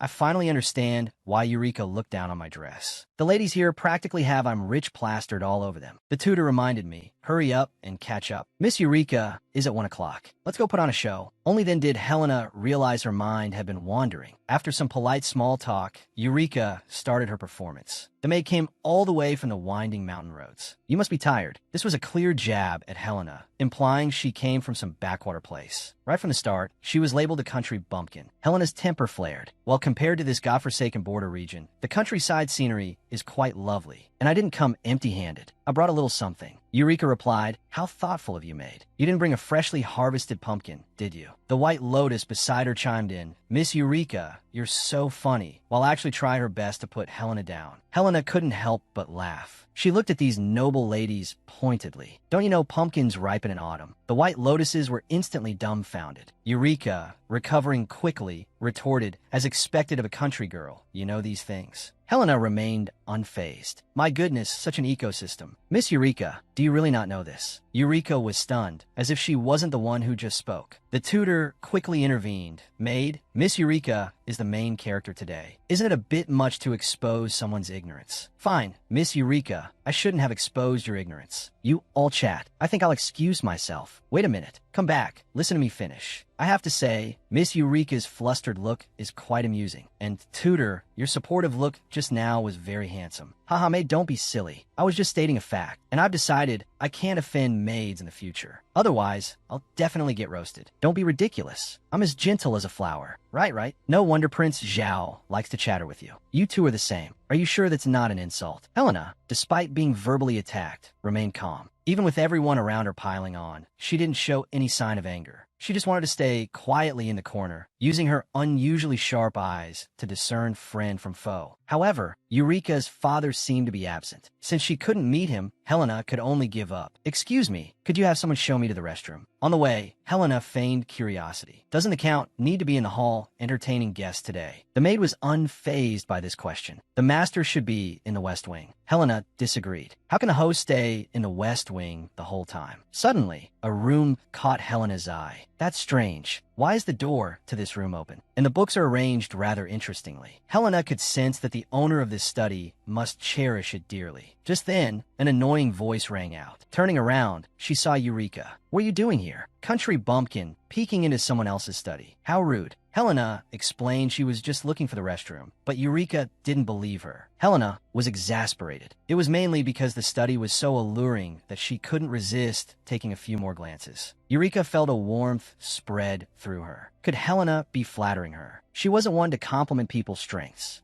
This study. Eureka, please don't lower your head. It's hard to hear you. Speak up." Eureka faced her directly, shyly admitting, This is my study." Helena didn't understand why Eureka was so hesitant. She complimented her on the beautiful arrangement of the study. Eureka remained shy. "I'm fascinated by magical theory. If I master it, I won't lose my way. Saying more won't make you care. Compared to that stupid pumpkin harvest time, this is what makes me blossom. As the old saying goes, it's better to offend a gentleman than a lady." Helena gave her a sincere round of applause. Even a proud blonde wasn't without dreams. At least in terms of magic, she deserved praise. "So how about it? Am I not incredibly dashing? Want to learn? I'll teach you." Seeing the sparkle in her eyes, Helena didn't want to discourage her. Those who knew. This stuff was truly useless. But as long as Miss Eureka was happy, that was all that mattered. Helena offered genuine praise. "What you're doing is remarkable. Please keep up the good work." Eureka was touched by Helena's words. But she hesitated and after a long pause, finally managed to utter, "You can go. Although some of your ideas resonate with me, your behavior today is not what a refined young lady should exhibit." Helena couldn't understand what was going on in the girl's head. She simply apologized and excused herself. Even Helena felt awkward. Eureka is the Empress's person, Prince Zhao's enemy. Liang is also her enemy. But although he seems arrogant, he's quite simple. What is he really trying to do? Forget it, peeing is more important. I'll burst if I don't go soon. Like steaming a bun. It's about striving for breath. I absolutely can't give up on this ultimate showdown. We have to put in dedicated effort. We absolutely can't let that condescending Eureka and her family look down on us. That's right, Mrs. 18th birthday is just around the corner. We must reclaim our dignity. Miss, you just enjoy yourself. Leave the rest to us. We'll meticulously prepare and make a big splash. What happened when you went to Eureka's house? Those arrogant fools are so annoying. They said Mrs. desire to become the imperial noble consort is just wishful thinking. They said they couldn't stand it. Looking at their scowling faces, Helena smiled radiantly. Eureka and I aren't in an ultimate showdown. Why are they acting like they're in a bloody battle? Prince Zhao didn't attend Eureka's birthday party. Agath is curious if Prince Zhao will come to Mrs. birthday party to present flowers. Helena said he wouldn't come to play around because she didn't send him an invitation. Agath was angry that Prince Zhao couldn't come. But Helena told him that Prince Zhao's position isn't stable yet. They must be cautious. If they invited him to her birthday party, the Empress would likely take action. Prince Zhao should also understand this. There's nothing to be done about not wanting to provoke the Empress. Miss, I understand, but I feel like he'll come running over here, crying. Who's thinking about me again? 7 days before the birthday party, Reynard returned from school early. Helena happily embraced her brother. As expected, her brother is the best person in the world. However, Reynard's height made Helena a little annoyed. Why is her brother still growing at 20 years old, while she's still so short? Her brother said, if the sky falls, I'll hold it up. It doesn't matter if you're short. I'm still your sweet little brother. But even Agath is taller than me. My pride is a little hurt. One day before the birthday party, Agath practiced swordsmanship with exceptional focus, and he was in a particularly good mood. After practicing, Agath wanted to take up an hour of Helena's time. You mean now? This topic change seems a bit sudden, and I still have so many things to prepare for tomorrow's birthday banquet. This is the first time Agath has asked for a favor, okay? Tell me what you want to do. Having received the desired response, Agath was thrilled. Great. Miss, come with me now. Okay, no problem. I'll just change my clothes. All right, Mississippi. I'll go and get ready too. Helena felt like something was strange today. The maids were also unusually enthusiastic. It seemed they were definitely up to something. After dressing up, Helena looked gorgeous and radiant. but it's not like she's going to a banquet. Is it necessary to dress so formally and elegantly? Miss, this dress looks amazing on you. You're absolutely beautiful. Suddenly, the maid started crying. How did you grow up so fast? You're like a little adult, talking about how life is meaningless. It feels like just yesterday. Why is she crying? Stop it. You're embarrassing me. I also find life meaningless right now. So please don't waste your tears. But the thought that it was the last time she would care for the young Helena made her want to cry. Helena was exasperated. I've grown up. Can't you continue to take care of me? The maid sniffled, clearing her blocked nose. After all, smart people aren't as self-sufficient as those who aren't so smart. Wow, that was harsh. She's a noble young lady, but she never speaks harshly to the servants. Her kindness towards the servants is rewarded with their laughter and joy. Miss, happy birthday in advance. In that moment, Helena stood frozen, lost in thought. Their actions made her feel a lump in her throat. Can I really receive such a celebration? Look, Miss is so stunned she stopped breathing. She's completely overwhelmed. Agath's clever idea was truly brilliant. Helena, regaining her composure, felt dazed but happy. Why haven't you done this before? The butler quickly apologized. Please forgive our childishness. We heard you're leaving the Duke's mansion for the Imperial City soon. Everyone is very reluctant. These are some small surprises everyone prepared for you. And this urn is a small token of our appreciation. We would be honored if you would accept it. Helena was truly overjoyed. This was the first time she had received such a special and surprising urn. Can I open it now? Everyone nodded. Wow, the gift inside this urn looks extraordinary. It's clearly custom-made. Thank you for your thoughtfulness. I'm very interested in this. Helena didn't know how to describe her feelings at this moment. 500 years ago, building was my favorite thing. Perhaps my past life was too lonely. Everywhere I went were lonely ruins. Only in this life have I felt the love of family. And they're not servants. They're family who have been with me since I was little and understand me best. They take meticulous care of me and give me their sincere blessings. I'm truly grateful to them. I'll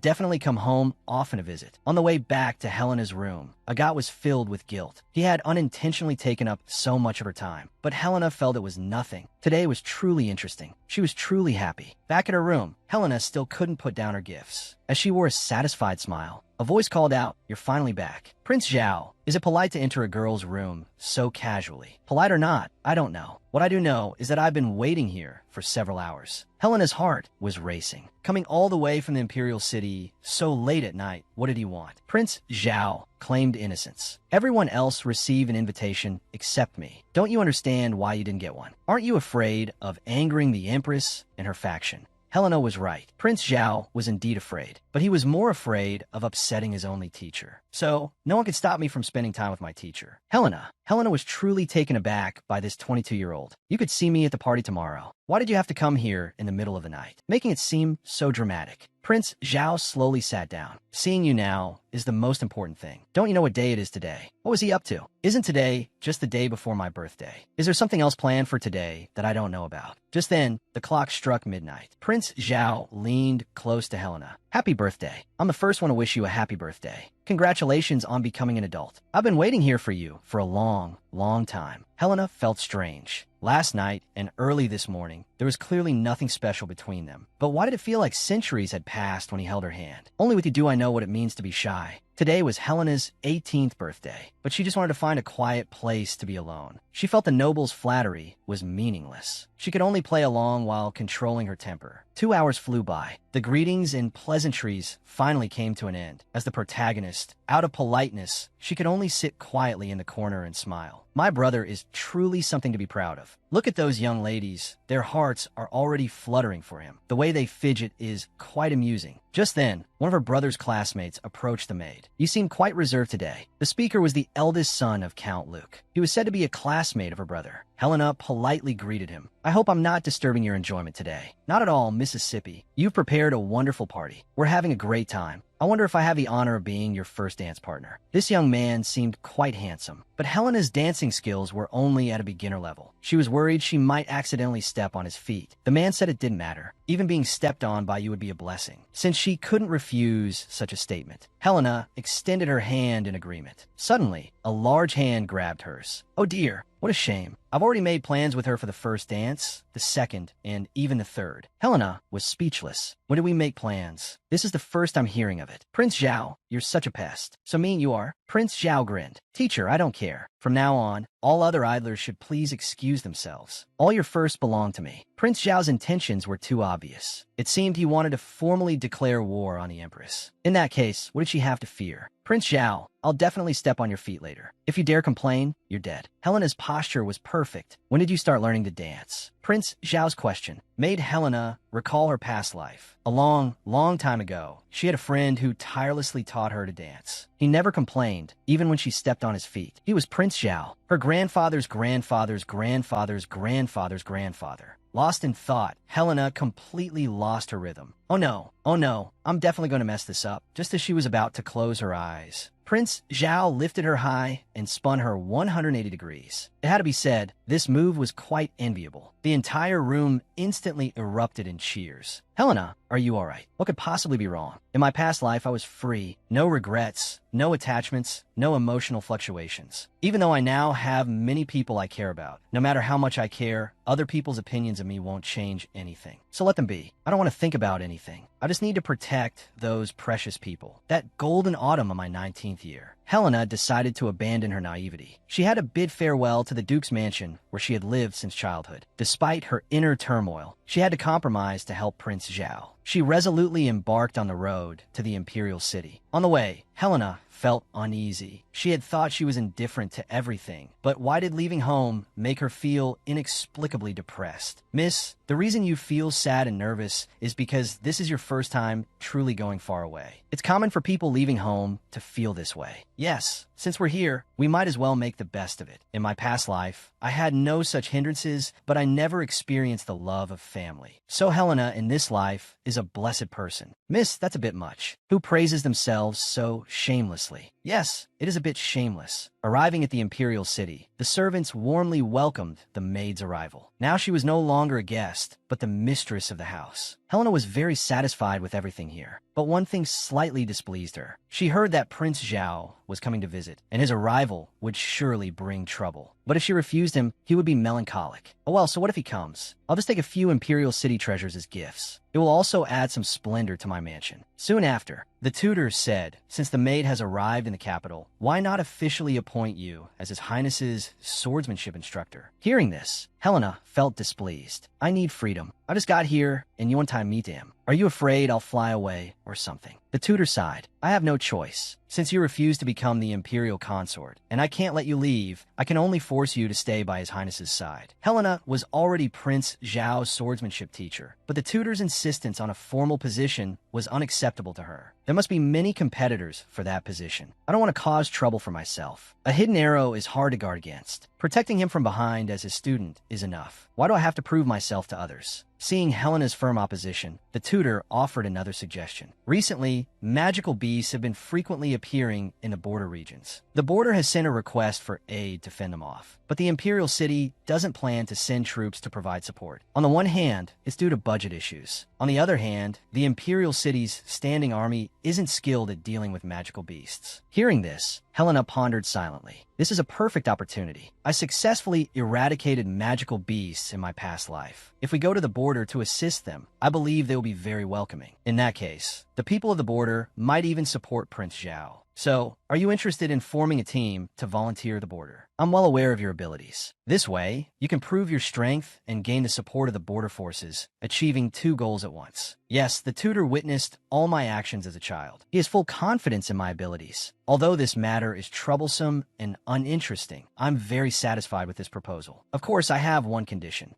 Please state your condition. Since things had reached this point, Helena no longer held back. I want to personally select the people who will accompany me. The crown prince, neither eating, drinking, nor relieving himself, was preoccupied with how to woo Helena. He wanted to get closer to her, like someone poisoned but unable to find the antidote. They had held hands, kissed, even slept in the same bed. But these were just childhood actions. This is so frustrating. I let him touch my thigh last time wondering if it stimulated his brainwaves. Thinking about it now, I've done quite a lot for Helena, but she doesn't seem to see me as a man. Heavens, in her eyes, I'm not even a man. Lavina, who was listening silently nearby, couldn't help but feel exasperated. The crown prince seemed to have fallen into a state of frenzy. Your Highness, I can't bear to see you in such pain. I know someone who excels at winning the hearts of the opposite sex, an upright individual. His nickname resonates throughout the land, the alluring Black Rose. If your Highness wishes it, I can summon him for you. In the next moment, the charming pickup artist Reynard addressed Prince Zhao. Pursuing a beauty is not difficult. One simply needs to possess handsome looks similar to mine, and it's easily handled. If you want to capture a beauty's heart at first sight, nothing is more powerful than a handsome face. Prince Zhao lamented. He and I are childhood friends. In his eyes, I'm probably just a good brother. This posed a challenge, even for a pickup artist. However, he still offered Prince Zhao some advice. Have you heard of cabinet? It's that move where you forcefully and coolly push someone against a wall, but then gaze deeply into their eyes. If the atmosphere is just right, you can even naturally steal a kiss. That's a good idea. I'll give it a try. In the next moment, Prince Zhao appeared before Helena, but he suddenly realized he didn't know how to take the first step. Prince Zhao, what are you thinking? I'm talking to you. Do you hear me? Is something bothering you? If you don't mind, you can tell me and let me have a laugh. Could you have guessed my little secret? Is a woman's intuition really that strong? I should have studied this more thoroughly before coming here. I was too naive. Just then, a quiet hallway appeared before him. Wait a minute. Isn't this the perfect cabinet setting? I just need to slowly approach her. And then launch a surprise attack when she least expects it. What are you planning to do? Don't speak. In the next episode, I will melt you. What's it like to forget how to operate during the beginning of winter? Prince Zhao was currently experiencing such a situation. How was he supposed to proceed? Should he turn his head to the side or use a deep gaze? For some reason, Helena was bewildered. I say, you two, why are you cornering me in such a wide hallway? Lost in thought, Prince Zhao was completely oblivious to Helena's displeasure. At this moment, he was solely focused on how to execute the next step. This is so hard. Someone, please teach me. Why do I feel inexplicably captivated when I stare into her eyes? Right, I'm supposed to gently lift her chin and then wait for her to shyly close her eyes. However, this action reminded Helena of a scene from her past life where she was bullied. Back then, her chin was also forcibly lifted. So, Prince Zhao, are you looking for a death wish? Hearing this, Prince Zhao was stunned. He didn't understand what he had done to make Helena so angry. In the next second, Helena abruptly shoved Prince Zhao against the opposite wall. You brat, are you trying to use a cheesy trick like cabinet on me? That kind of move is child's play to me. Don't try that on me again, or I'll break all 3 of your legs. The weekend soon arrived, and Reynard came to visit Helena. The last time they were together felt like ages ago. He truly missed their card games. Prince Zhao, however, declared that card games were for children. Helena tilted her head and looked at him. Oh, so you're saying adults should be playing cabinet? You're such a child. Prince Zhao didn't argue, but instead pulled out a bottle of 82 laxative. Helena was thrilled. Fantastic. We can drink till we drop. In her past life, she could hold her liquor like a champ. This was the perfect opportunity to tell everyone about the monster extermination while they were slightly tipsy. Sipping her drink, Helena felt incredibly happy. However, despite her legendary tolerance in her past life, Helena's body slowly slumped to the floor. It was over before it even began. This is so frustrating. Why did my alcohol tolerance carry over with my rebirth? When she opened her eyes again, she seemed to see her friend from her past life, Duke Alaise. Alaise, my head is spinning. It hurts so much. Give me some water. Hearing Helena's words, Prince Zhao asked curiously, who's this Alaise jerk? Why do you miss him so much? What? My head hurts. Don't talk to me. Prince Zhao gently stroked Helena's forehead. I'm so sorry. I didn't realize you had such a low tolerance. Coming to her senses, Helena felt Prince Zhao's hand, cool and comforting. It had been so long since she had tasted alcohol that she had mistaken Prince Zhao for Alaise. But she couldn't blame herself. Prince Zhao's handsome face was the spitting image of his ancestor. Helena, what are you thinking about? Nothing. I just find your appearance very familiar. What? Say that again. I said I like your looks. Helena, you're such a mischievous little thing. Close your eyes. Why should I close my eyes? So I can kiss you.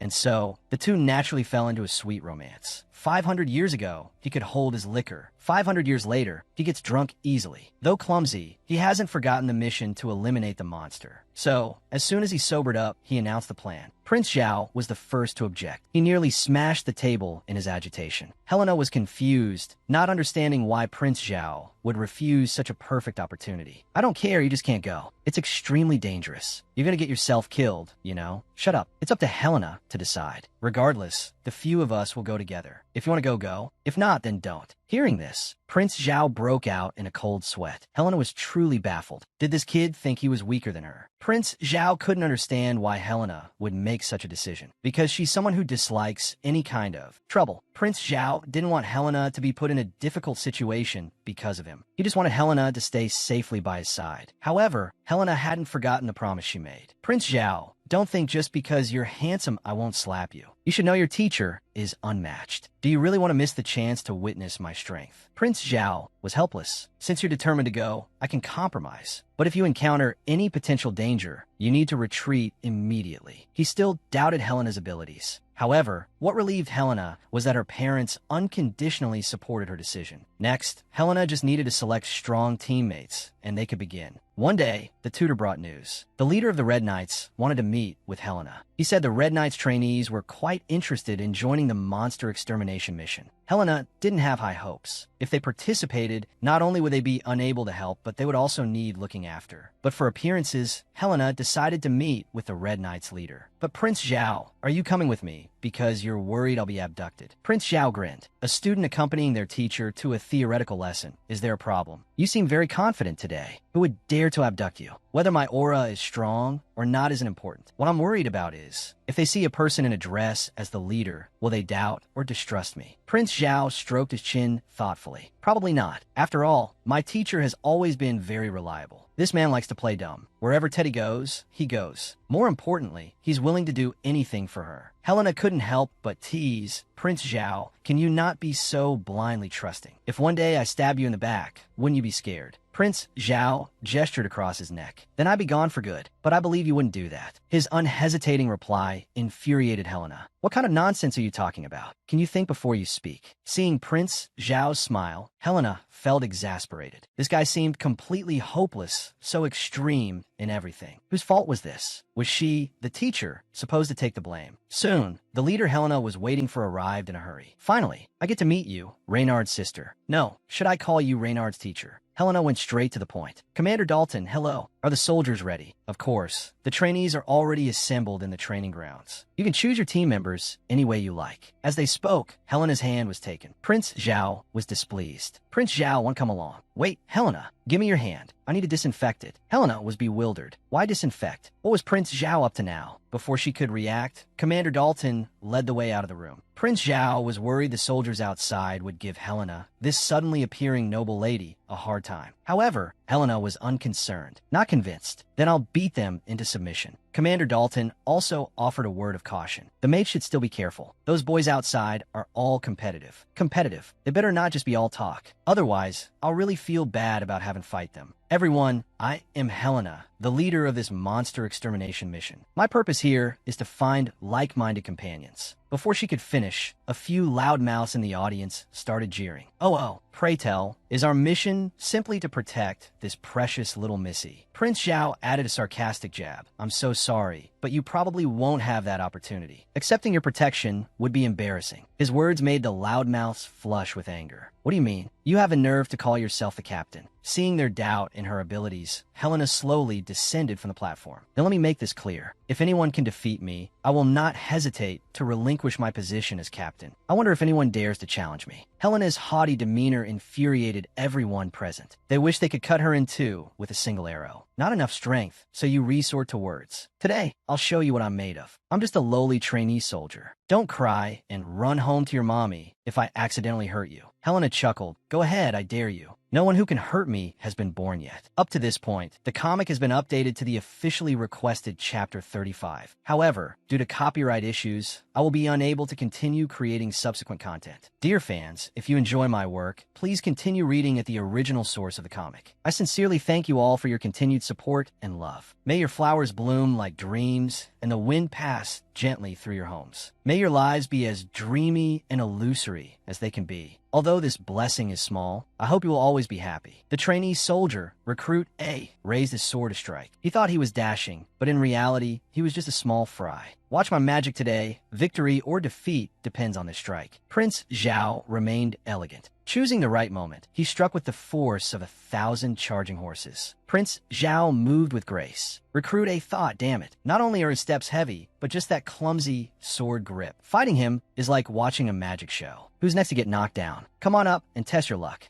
1, 2, 3, 4, 30. There's still not a single real challenger. Come on, don't just sit there and doze off. Let me have some fun with you. I was just starting to get warmed up. Is that all? Keep going. At this moment, Helena was like a god of war. The small group of trainee soldiers were already terrified. Don't look at us. We're just innocent bystanders. Oh, I see. I've got a good grasp of your abilities now. The number of soldiers qualified to join my team is 0. Her strength is truly astonishing. 3 days later, the soldiers defeated by Helena knelt before her in unison. They apologized profusely, begging for another chance. However, Helena remained cold and unmoved. No need to apologize. You weren't that pathetic, actually. I simply failed to recognize your fearlessness. Prince Zhao added. The trainees nearly wet themselves. We were blind to your greatness. If you would give us a chance to learn, we will work twice as hard. This development was all within Helena's expectations. The Crimson Knights were too confident in their own abilities. If Helena had used her status to force them into submission, they wouldn't have given her the time of day. So the current outcome was just right. Helena cleared her throat. Get up. Let me be clear. My training isn't easy. At this moment, the Crimson Knights were completely obedient to Helena. They were prepared to be scolded. Good, but I'm not a forgiving person. Those who disobey my orders or challenge my authority will be kicked out of the team. The next moment, the Crimson Knights knelt down together. Yes, ma'am. In the following days, Helena began training these rookie soldiers, hoping they would make good use of every precious second. Are you having any trouble with the training? Helena, Commander Dalton, what are you doing here? I came to tell you that the inspection team has returned from Dantalion, which means you can prepare to depart for the monster extermination. That day, Helena took her companions to the smoke-filled area. Agath sat to one side, while Reynard and Prince Zhao sat opposite. Helena felt a sense of novelty. Have you ever been to the Dantalion dimension? Prince Zhao replied, I spent some time there once. Back then, the monster situation was relatively manageable. Reynard commented, this incident is strange. Suddenly, a large number of skeletons have appeared, not only in Dantalion, but also in the border regions. The soldier situation is dire. Monsters used to appear frequently at the border, but recent years have been quiet. The so-called border guard has become complacent. Due to their laxity, the soldiers have grown soft. Now that monsters are appearing again, the border guard, living up to their empty reputation, is naturally unable to deal with the surging monsters. Furthermore, there are recent rumors of dragon sightings. The soldiers are even more timid. It's unknown whether the appearance of the monsters is related to the dragon. Helena is delighted by the news of the dragon. 500 years ago, she dueled a dragon.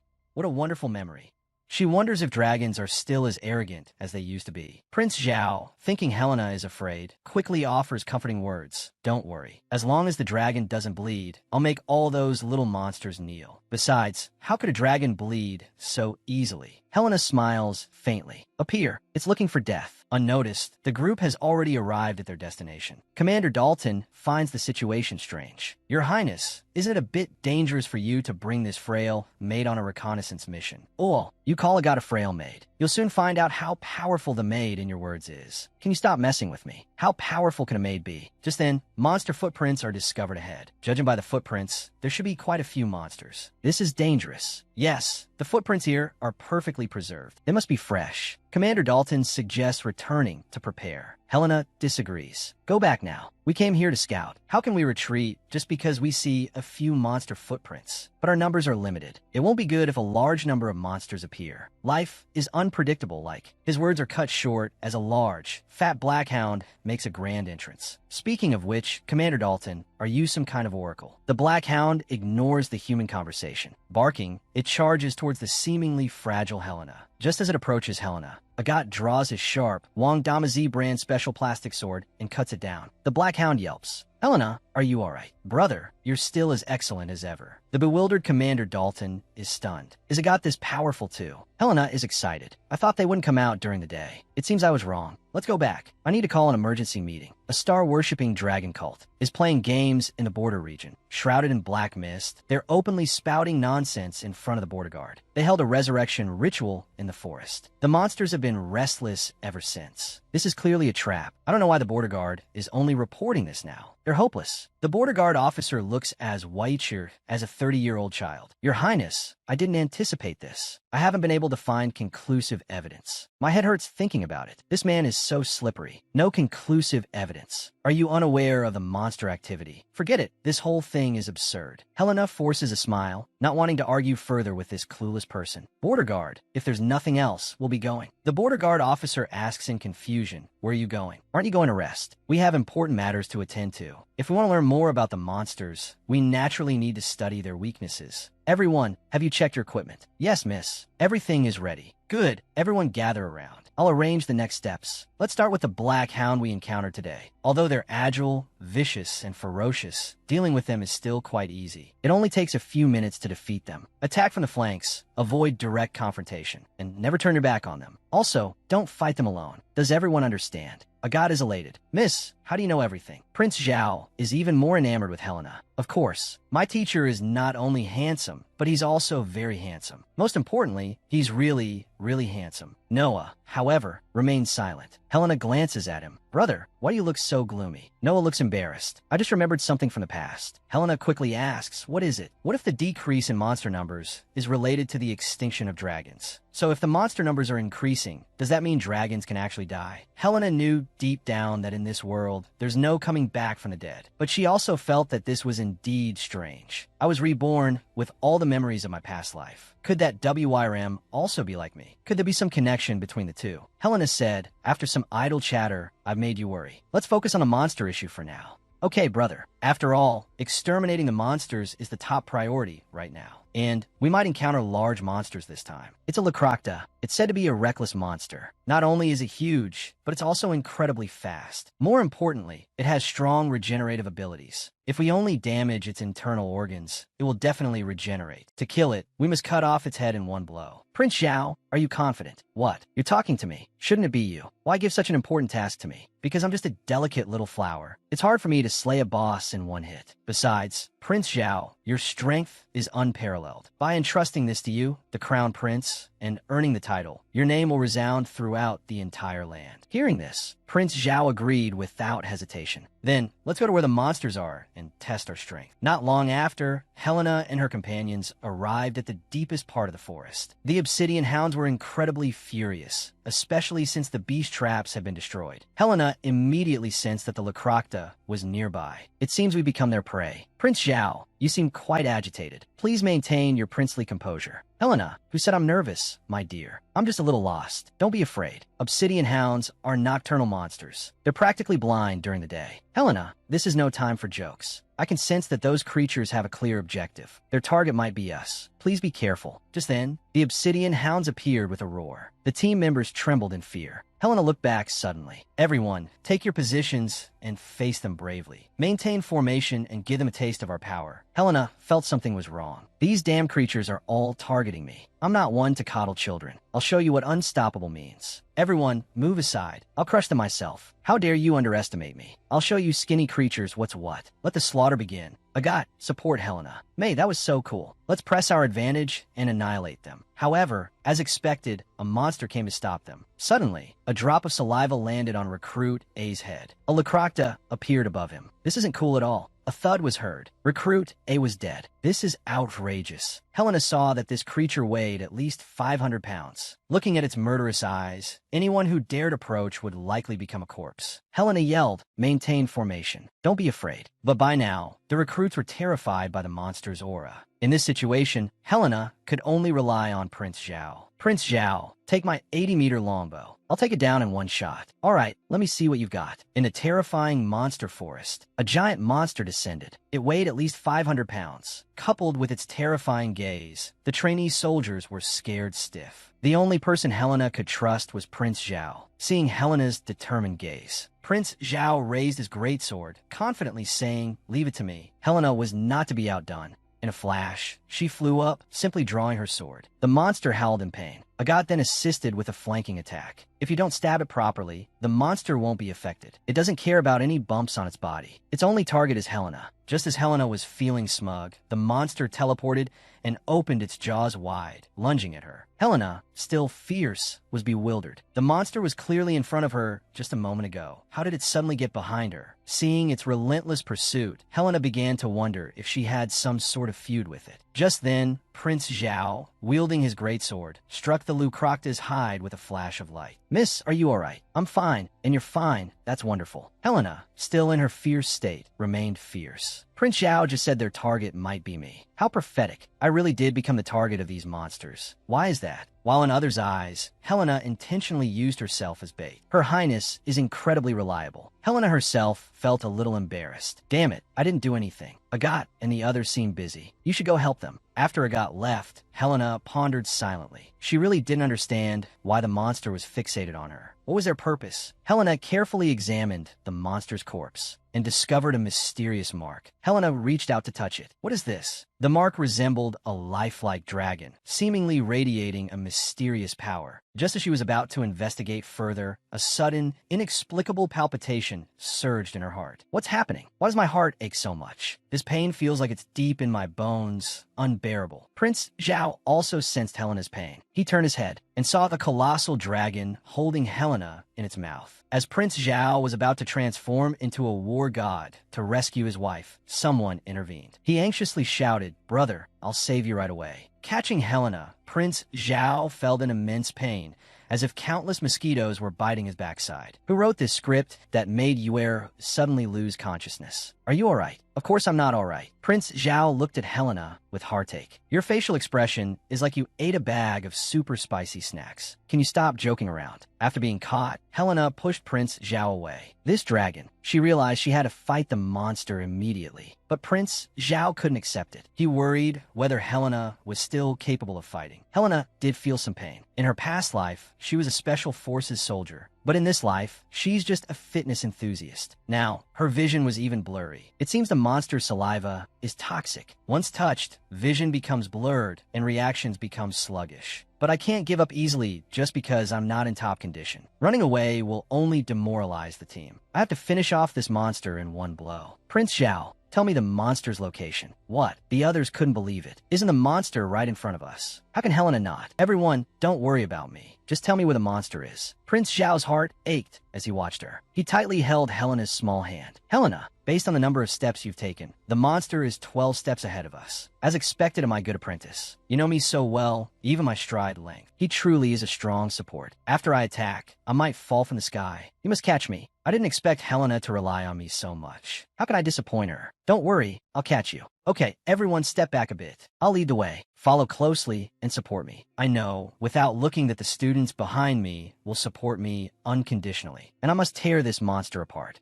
It seems I really have become weaker. Just that one attack drained all my strength. But thankfully, I also eliminated the monster. Prince Zhao, I'm completely powerless now. You have to catch me. Helena, I've got you. You're safe now. Yes, you caught me. Prince Zhao, thank you so much. Slowly, Helena lost consciousness, falling into a dream. In her dream, she returned to her past life. Reunited with Greg, Helena thought Prince Zhao truly resembled her only old friend, Caesar. What was going on? Why was Prince Zhao all she could think about? Besides that, she felt aches all over and her vision was blurry. Just then, Prince Zhao, who had been keeping watch by her side, spoke. It's no wonder you're aching all over. Who do you think I am? Helena replied, I'm not sure who you are, but you're certainly not a ghost. Judging by your voice, you must be your highness. Prince Zhao told her there was no need for such formalities since they were alone. He suggested Helena rest well and not worry about anything outside. Helena quickly agreed, adding, but shouldn't you be attending to other matters? Prince Zhao seemed a little annoyed. He reminded her, you have 2 broken ribs, multiple other injuries, and most importantly, you can't see right now. So, Prince Zhao knew my condition so clearly. His sharp observation skills were truly surprising. The lovely girl had been bitten by the monster and had lost her sight. Prince Zhao, as the crown prince, was panicked. Helena, you are my beloved. You must recover well. Only then can you truly regain your health. That's good. Where did my brother go? Helena asked. Prince Zhao explained. Reynard left for school after seeing you wake up. Hearing this, Helena sighed in relief. That's great. I was worried he'd hover around me constantly after learning I'd lost my sight. Prince Zhao smiled gently and reassured her, don't worry, I'll take care of you. Helena couldn't help but chuckle. If others knew the crown prince was caring for a maid, they'd surely laugh. Helena, Prince Zhao began, "Please say something." Guilt gnawed at him. He knew that if he had been the one to fight the monster, Helena wouldn't have been so badly injured. Seeing Prince Zhao's guilt-ridden expression, Helena felt a little nervous. I didn't want to bear it all alone, but only I knew the monster's weakness. Besides, I couldn't let my dear crown prince risk his life. Hearing this, Prince Zhao felt even more remorseful. I wish it had been me who was injured, not you. I'd rather be hurt than see you suffer. Helena, I'm willing to give everything for you. Please don't bear the weight of the world alone. Because I'm passionate too. Because I want to do something extraordinary for you.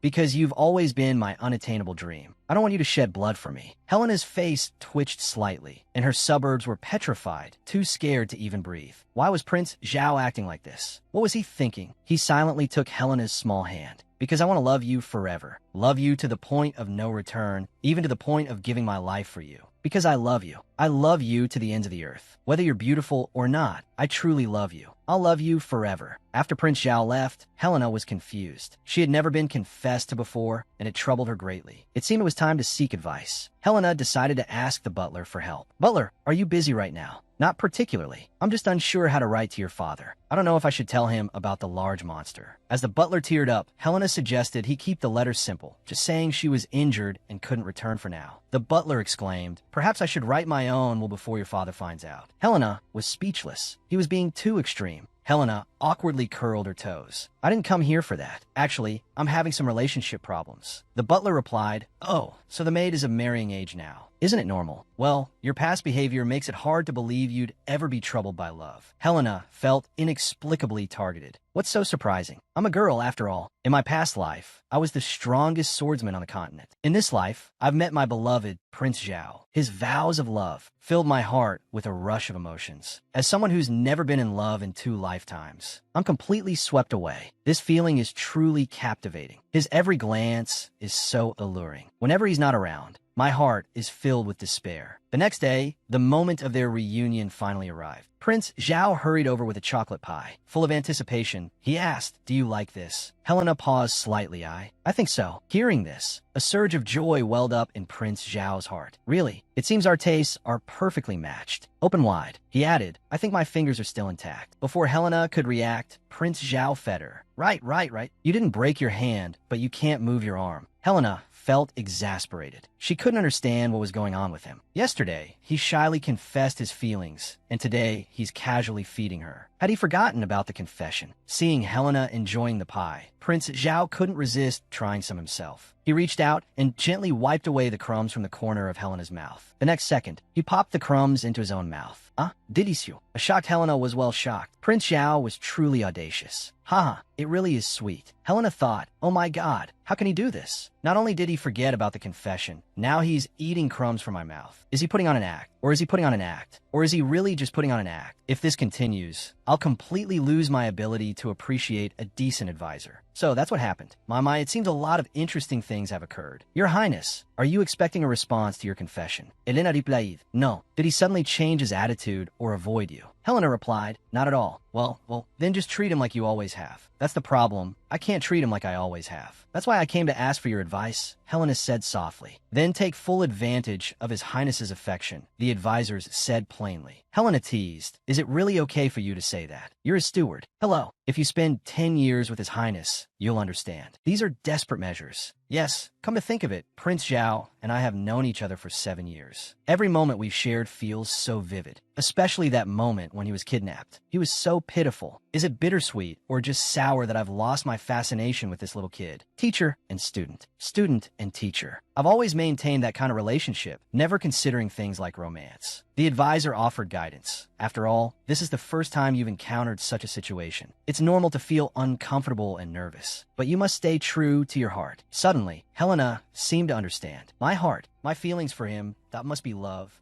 500 years ago, the strongest empress on the continent, in her sleep, she was filled with memories. Your Highness, are you all right? I am Dante's little calamity. Eliminating them was effortless. These little calamities are so impudent. I'll immediately have someone round up the remaining ones. And have the servants bring me a glass of water. Yes, I'll arrange it personally. I apologize for the trouble. It's nothing. Considering our relationship, I'll do anything for you. Oh, what exactly is our relationship? Dante was truly curious, because his so-called family brought him not only power, but also endless resentment. And Count Grey isn't his family. What kind of relationship does he want to establish with Dante? Count Grey pondered for a long time. Your Highness Dante, what I want to say is, we should be friends. Not again. I'm dreaming about my past life again. It's all Prince Zhao's fault. He looks so much like Count Grey. I haven't had a good night's sleep lately. The next morning, Rowena came to visit. She blurted out, have you started dating His Highness? I haven't been yearning for him day and night. He's neither here nor there to me. Helena seemed composed, but her flustered response betrayed her racing thoughts. Well, is there anything else you'd like to say? Well, I do think about him constantly, but it seems we haven't quite crossed that line yet. Rowena sighed, I understand. So you haven't officially started dating. The reason I came to see you today is that His Majesty wants to hold a party at the palace to celebrate the successful extermination of the magical beasts. Since you're the main hero, I wanted to ask for your opinion. But a palace party sounded tedious to Helena. It would be the same old song and dance, eating, drinking, and making small talk. She wasn't interested. When Rowena asked him how to arrange and prepare the party, Helena immediately replied, I trust your abilities. I'll leave it all to you. Prince Zhao, having just finished his swordsmanship practice, was bewildered. He softly called Helena's name, his eyes sparkling. Helena blushed shyly, thinking, when did he get there? Rowena saw through everything, but didn't expose them. Although the maid claimed nothing happened, their shy expressions betrayed their secret. Before the palace party, you two lovebirds enjoy yourselves, Rowena teased. Helena, blushing furiously, hoped Rowena hadn't seen through everything. Late at night, Helena buried her face deep in her pillow. She felt like she was going crazy. She was afraid of falling into dreams of her past life again. Prince Zhao, you wet behind the ears, brat. Why do I like you? If Grandfather Grey were still alive, he'd definitely call me shameless. Oh, I'm such a disgrace to his descendants. Grandfather Grey, please forgive me. I will treat Prince Zhao well. Ha ha ha ha ha. The strongest empress of the Tian dynasty had fallen into the sweetness of love. She couldn't control this excitement. She tossed and turned all night. A bewildered Agath was perplexed. Miss, why do you look so exhausted? Quickly wash your face and freshen up, my beautiful kitten. Agath bustled about tirelessly. Miss, I'll make some hot tea to perk you up, and the fireplace needs more wood. Stay warm in bed, Mississippi. I'll be right back. There's really no need to be so nervous, you two. Soon, 2 steaming cups of ginger tea were on the table. The fire in the fireplace was stoked. Many beautiful clothes were laid out. Agath was truly a warm little furnace. Isn't this dress a bit thick? I can barely move my arms. It's all right. It's better than catching a cold. Come on, this is really the last one.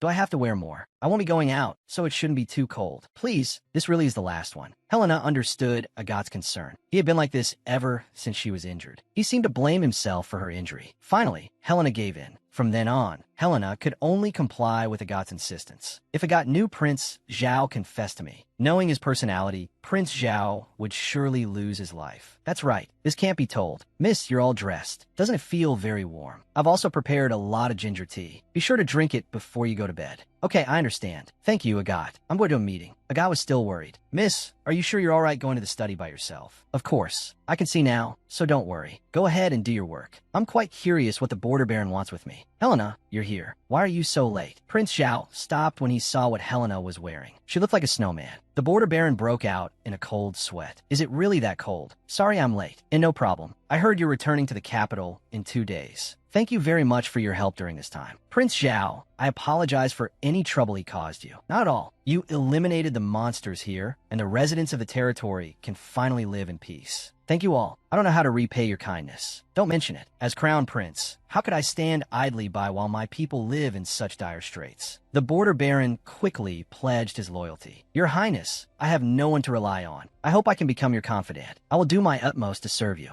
Prince Zhao nodded slightly. This was exactly the outcome he desired. Although the Border Baron wasn't particularly powerful, he was stronger than those clowns in the capital. Gaining the Border Baron's support further solidified Prince Zhao's power. This wasn't an exaggeration. His support was like gaining the charge of 1,000 horses. Your Highness, I actually have one more question. Steward, please bring that thing over here. Helena was puzzled. She didn't understand what the Border Baron valued so much. With a grunt of effort, the thing was brought in. It didn't look very heavy, but it required 3 knights to carry it. Helena was even more confused. However, when he saw clearly what was brought onto the stage, his heart started to pound with fear. What was going on? Who could have imagined that the interstellar being that appeared during the 6th age would reappear? Helena felt like she was suffocating. Fortunately, Prince Zhao noticed something was wrong in time. He stepped forward and called out, "Wake up. What's wrong? Are you feeling unwell?" And no, I'm fine now. The palpitations thankfully didn't last too long. Otherwise, she might have actually died. If that happened, everyone wouldn't be able to continue liking my videos. But what exactly is it? Why did I react like that? The instructor was also very curious. But from its appearance, it seemed to be a magic array. The border guard explained, this mark was discovered during the last magical beast hunt. And this time, you discovered the same mark. It's present on both types of magical beasts. I handed it over to the Magic Academy for research, but they couldn't figure out its origin either. Even a Magic Academy can't explain it. The border guard continued, based on my speculation. This should be related to the religion that worships dragons. The number of magical beasts started increasing because of their appearance, and this mark also appeared after they emerged. Helena felt that this thing had a significant connection to her. Border guard, can I copy the mark? Prince Zhao became worried. Helena, what are you doing? Have you forgotten how you were when you saw it just now? Helena smiled faintly. It's precisely because of that I need to find out the truth. It made my heart race. It's clearly not simple. Helena thought silently. Perhaps it has something to do with my past and present life. 2 days later, Helena and her group returned to the capital. She looked at the bustling crowds on the streets and felt the vibrancy and warmth of life. Prince Xiao was puzzled. Is there something interesting that caught your attention? Helena, did you see something interesting outside the window? Helena turned her head, her expression unchanged. Interesting. Prince Xiao, what are you talking about? Prince Zhao was embarrassed. Sorry to bother you.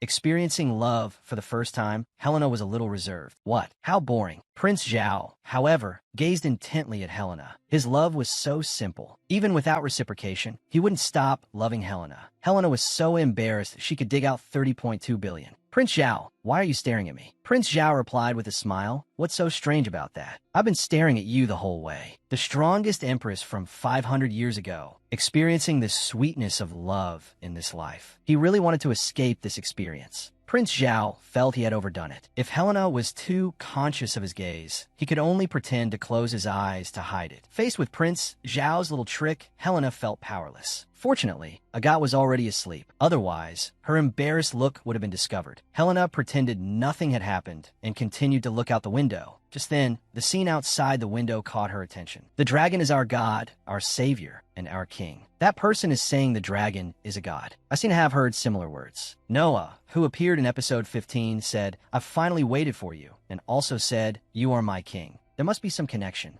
Helena, what did you find? I'm getting off to take a look, Prince Zhao. Agath, you guys wait here. Miss, what are you saying? Where are you going? Take me too, both of you. Prince Zhao picked up his weapon. No need. I'll go with her. All right, then you must protect the miss. Don't worry, I'll be back soon. Please believe in our great savior, the dragon. I used to be seriously ill and in unbearable pain. But after I started believing in the existence of the dragon, the troubles of my illness naturally vanished. What he's saying is complete nonsense. He says the dragon can save humanity and repay kindness with disaster. But it seems only dragons from Huaxia are like that. Western dragons are known for being evil. Every time they appear, they bring disaster to humanity. They also like to steal all kinds of treasures. Western dragons aren't worth human happiness. Prince Zhao, let's go back. Such nonsense. There's no need to listen any further. I'm certain that figure is Noah. I can't be mistaken. This time I must get some answers. Noah, stop right there. Damn it, there are too many people. I can't chase after him. I can't miss this chance. I have to go now. Suddenly, Helena's hat fell off. In an instant, she became the center of attention. Well, isn't this a noble? What's your meaning being among us? Didn't your parents teach you any manners? Can a person wander around a place like this? Helena looked around, but couldn't find Noah. Could I have been mistaken? Noah, where are you? Spoiled little noble miss. What are you looking for? Why not have some fun with me? I'm so sorry to interrupt your gathering. I accidentally overheard you. One kick should be enough. Looking at Prince Zhao with his imposing presence, the small-time crook was scared witless. It's okay, it's okay. Helena, are you all right? You shouting for Noah like that scared me. What did you see? I saw someone I knew, but I think I was mistaken. Thinking about it carefully, it's indeed impossible. After all, that was 10 years ago. No one stays the same for 10 years. I must have been mistaken. After returning to the capital, Reynard achieved great success. He not only graduated from the Knight's Order, but is also expected to become the vice captain. Meanwhile, Helena entered the city as the Crown Prince's swordsmanship instructor, but she's clearly the Crown Prince's instructor. Yet these three in front of her are jostling and vying for her attention, putting on a real-life show competing to be her student. This is truly awkward. How did things end up like this? In the end, Helena became the instructor for the trainee soldiers. This is all because of that sneaky advisor, saying it's for my future, for success, for fame and fortune, for Prince Zhao, I should strive and struggle. I could only readily accept it, because I didn't want to see him always looking so pitiful and resigned to fate. Instructor, will you always teach us from now on? Although Helena was forced to accept, she still answered without hesitation, I suppose so. Great. So you'll accept us as students. What's going on? I was just planning to help them correct their posture. Hey, can you guys calm down? Just then, Prince Zhao appeared behind them. You guys have some nerve. You want to be Helena's students? Then fight me first. If you can survive a duel with me, then I'll allow you to become my junior disciples. Of course, you won't survive. Prince Zhao's imposing aura flared. The group of trainee soldiers were scared witless. Your Highness, you're joking. We're not ready to die yet. Oh my God, His Highness is going to kill someone. Amazing Helena is amazing. Prince Zhao, picking on others is wrong. Have you finished your warm-up yet? Prince Zhao, tail between his legs, replied, Not yet. I just arrived. After giving it some thought, lead everyone in running 30 laps around the training grounds. Instantly, everyone turned into statues. Helena couldn't help but laugh. Is 30 laps not enough? After 30 laps, Prince Zhao's posture remained elegant, while the trainee soldiers were exhausted and drenched in sweat. You can't get tired this quickly. Next, you'll do 10,000 push-ups. 10,000. Instructor, are you trying to kill us? Mercy, please. Oh, seems 10,000 isn't enough. Let's make it 20,000 then. Instructor, please don't. 10,000 is enough. We'll go do them right away. Hearing others call Helena instructor really bothered Prince Zhao, who called her instructor. Step forward. Helena, why couldn't you refuse more firmly? Why did you let them call you instructor? Helena awkwardly scratched her head. Is it really worth getting this angry? Well, since it's like this, then let it be. No, you can only have 3 students. Prince Zhao, who had just been imposing, instantly transformed into an adorable, cuddly kitten. On the surface, Helena grumbled, but inside, she was charmed by Prince Zhao's cuteness. Am I really that good? Helena asked. Prince Zhao answered without hesitation. Is that even a question? I could never share you with anyone. The young woman, having lived for over 500 years, found herself pledged to a prince not yet 20. The feeling was indescribable. If he wanted a simple life with Helena, he'd have to endure her playful punches. Helena pointed her sword at Prince Zhao. If you want me all to yourself, then forge ahead. Beat me in a duel, and then we'll talk marriage. So, are you interested, my dear student? His surprise attack was swift and precise. The force nearly shattered Helena's arm, making her stand out even more. Don't go back on your word, teacher. You seem confident. Of course. I adore how cute you look wielding a sword, teacher. What nonsense. Stop your sweet talk. Today I'll show you what true skill looks like. Helena leaped into the air, a flurry of playful banter and agile movements. Prince Zhao's strength had clearly improved again. Helena smiled faintly, thinking perhaps he really could defeat me. They moved with explosive energy. Suddenly, Prince Zhao raised his arm to block a blow. Helena's heart nearly leaped out of her chest. That boy needs more discipline. Has he forgotten about the time he broke his arm as a child? Before Helena could react, Prince Zhao lunged into her arms. He then swiftly lifted his leg. What are you doing? I'm going to be embarrassed. Teacher, how could you let your guard down during practice? This isn't like you at all. Flustered, Helena exclaimed, That's no excuse to hug me. You rascal. Let go of me. All right, I'll let go. Despite having faced countless life-or-death battles, Prince Zhao nearly had his ribs crushed by Helena's furious punches. You little brat. You dare touch your teacher's backside. Helena, please calm down. Let me explain. I hate him. He's grown up, but his brain hasn't. He blocked with his arm. In a real fight, it would have broken. Why am I worried about him? Why do I keep thinking about him all day? Could I be falling for him? My lady, the princess is here to see you. Well, I can't avoid her forever. Let her in. Helena, do I look upset? What's going on? You look like a sulking wife. I just don't like them calling you teacher. I don't want to share you. I'll say it again. You should only have us 3 as your students. Listening to Prince Zhao express his feelings, Helena felt a surge of joy and excitement. Her heart pounded in her chest. It filled her with happiness and contentment. Prince Zhao, I think I'm falling for you. Helena mustered her courage to confess. The prince, however, seemed oblivious. The girl who's always been so shy is really head over heels for me. Helena broke out in a cold sweat. After finally confessing, he didn't believe her. Do you want me to say it again? Prince Zhao nodded. Helena giggled. I like you. I like you the most, Prince Zhao. I used to think life was dull, but with you, it's like having the whole universe. She embraced him, and Prince Zhao was swept away. He couldn't help but kiss his goddess. The kiss symbolized a new beginning, a promise of happiness and wonder. Soon after, Helena's father arrived. He looked at his daughter and recalled her past. Helena, I've been there's something I need to confirm. What is it, father? Helena asked curiously. Her father spoke solemnly. Would you be willing to become the crown princess? Our family will be embarking on a completely new path. Helena was stunned by these words. She began to doubt whether her choice was correct. Father has always stayed away from political struggles. If I become the crown princess, it would be like stepping into the very heart of political strife. The crown princess. Teacher, you said I had no interest in this before. It's difficult for me to answer your question right now because there's still an important condition that hasn't been met. What important condition? That Prince Zhao hasn't proposed to me yet, so it's too early to discuss these things. Besides, I have more pressing matters to attend to.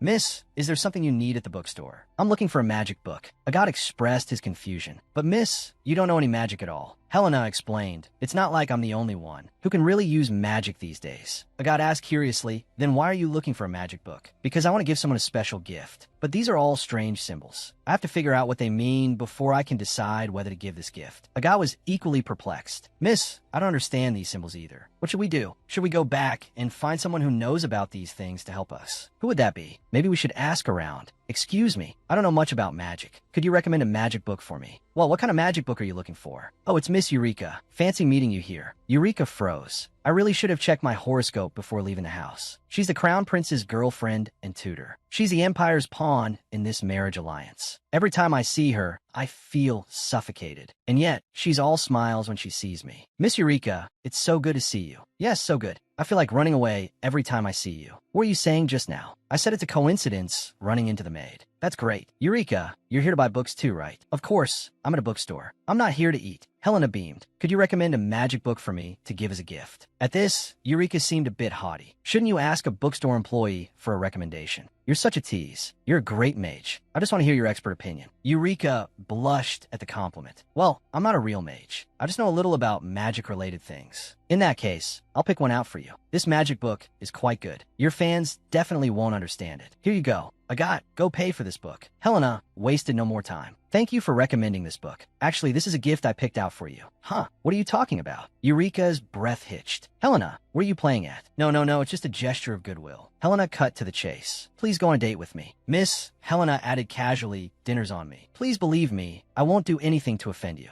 Eureka's mind went blank. Asking me to dinner. Does she want to make peace with me? Yes. We can get to know each other better. Eureka was still puzzled. Our relationship has been through thick and thin. Oh dear, is it really that bad? What do you think? Keep your voice down. There are a lot of people watching. Don't let anyone see you looking undignified. It turned out this tactic hit Eureka right where it hurt. Helena pressed her advantage. Miss Eureka, I really want to be friends with you. Your beauty has already captured my heart. Oh, you're exaggerating. Just get to the point. I don't have time to chit-chat with you. Her goal achieved, Helena got down to business. I want you to take a look at this. What is this? I'm not sure. It looks a lot like a magic circle. That's why I wanted to ask you about it. Eureka wasn't very familiar with it either. She examined it carefully. It looks like a magic circle, but it also resembles a divine rune spell. Can you help me understand this? This should be a divine rune spell. It's a type of language created by humans to use magic. But there aren't any related materials or records that have survived, so it's very difficult to decipher. Disappointed, Helena slumped. That's such a shame. I thought you might know something. Eureka hadn't given up. He asked Helena to give him the mark. Perhaps by studying it carefully back home, he would get the results he wanted. Helena hadn't expected Eureka to be so invested. It would be nice if they could become true friends. Then I'll leave it to you. If you find any clues or traces, please be sure to tell me. The heroine is strong. The villainess is also wild. Even eating cake, she has to curse. The heroine has a happy face. The villainess gives it a try. Not to mention, her eyes immediately sparkle as she eats. Little girl, it seems we get along quite well. Noah pulled down Eureka's sunny face. The world is truly a cold place. Did you ask me out just to humiliate me? Don't be so smug just because you've caught the crown prince's eye. The position of crown princess ultimately belongs to my family. It's strange. He didn't say the position of crown princess was his. Eureka, he should be all right? After all, he's just a pawn of their family. Miss Eureka, don't think you should sacrifice your happiness for your family just because you're a woman of the family. You should pursue the life you want. Hearing these words, Eureka was like an enraged lion. He seems to be pitying me. In his eyes, I'm just a pawn of the family. Once I fail to become crown princess, I'll lose everything. I must look very pathetic. Oh my miss, I didn't mean it that way. I think that's exactly what you meant. Don't think you have the right to pity me just because you have everything. That will only make me hate the maid more. Thank you for your hospitality today, but let's not have another unpleasant date like this. I really didn't mean it that way. Why did you leave without listening to my explanation? It seems I really said the wrong thing. After returning home, Helena still couldn't forget Eureka's words. He reminded her not to think she had the right to pity others just because she had everything. Yes, I did pity him. With Prince Zhao by my side, Eureka will definitely not be able to win his love. Such shallow and arrogant thoughts of mine will hurt others. I am such a narrow-minded person. Eureka, I sincerely apologize for my oath. I hope to receive your forgiveness when we meet next time. Maid, are you troubled by something? No. Everything is fine. Nothing's wrong. What did you just say? I said, you must be the most beautiful person at this party. After all, this is a party to celebrate the defeat of the Boisseau. As the heroine of the party, you must be more dazzling than Miss Eureka. Is it necessary to be so serious? Of course it's necessary. The Empress has made ample preparations. They have the Empire's best fashion designers and dance teachers. Helena shook her head repeatedly. I don't think it's necessary. It's just a party. How can you say such cowardly words? You are the future crown princess. I said, Lavina, don't get so worked up. It's not like I'm going to war. It is a battlefield. Even though the famous designers have been snatched up, you don't have to worry. I've already found a rising star designer. See, isn't it beautiful? I believe you will shine at the party. Lavina's family was once close confidants of Prince Zhao's mother. Since his mother's death, this has become a disadvantage for Lavina's family. Although her family isn't very influential, they were also by the Empress. Therefore, she asked Helena to be the most dazzling at the party. No matter what, she had to outshine the Empress's faction. Otherwise, her lifespan would be shortened by 20 years. Helena hadn't realized Lavina's background was so pitiful. I will definitely help you win the title. Lavina looked a little embarrassed. Your Highness, you don't have to be so concerned. How could Helena not care about their joys and sorrows? She truly cared. Lavina has always been grateful to Helena.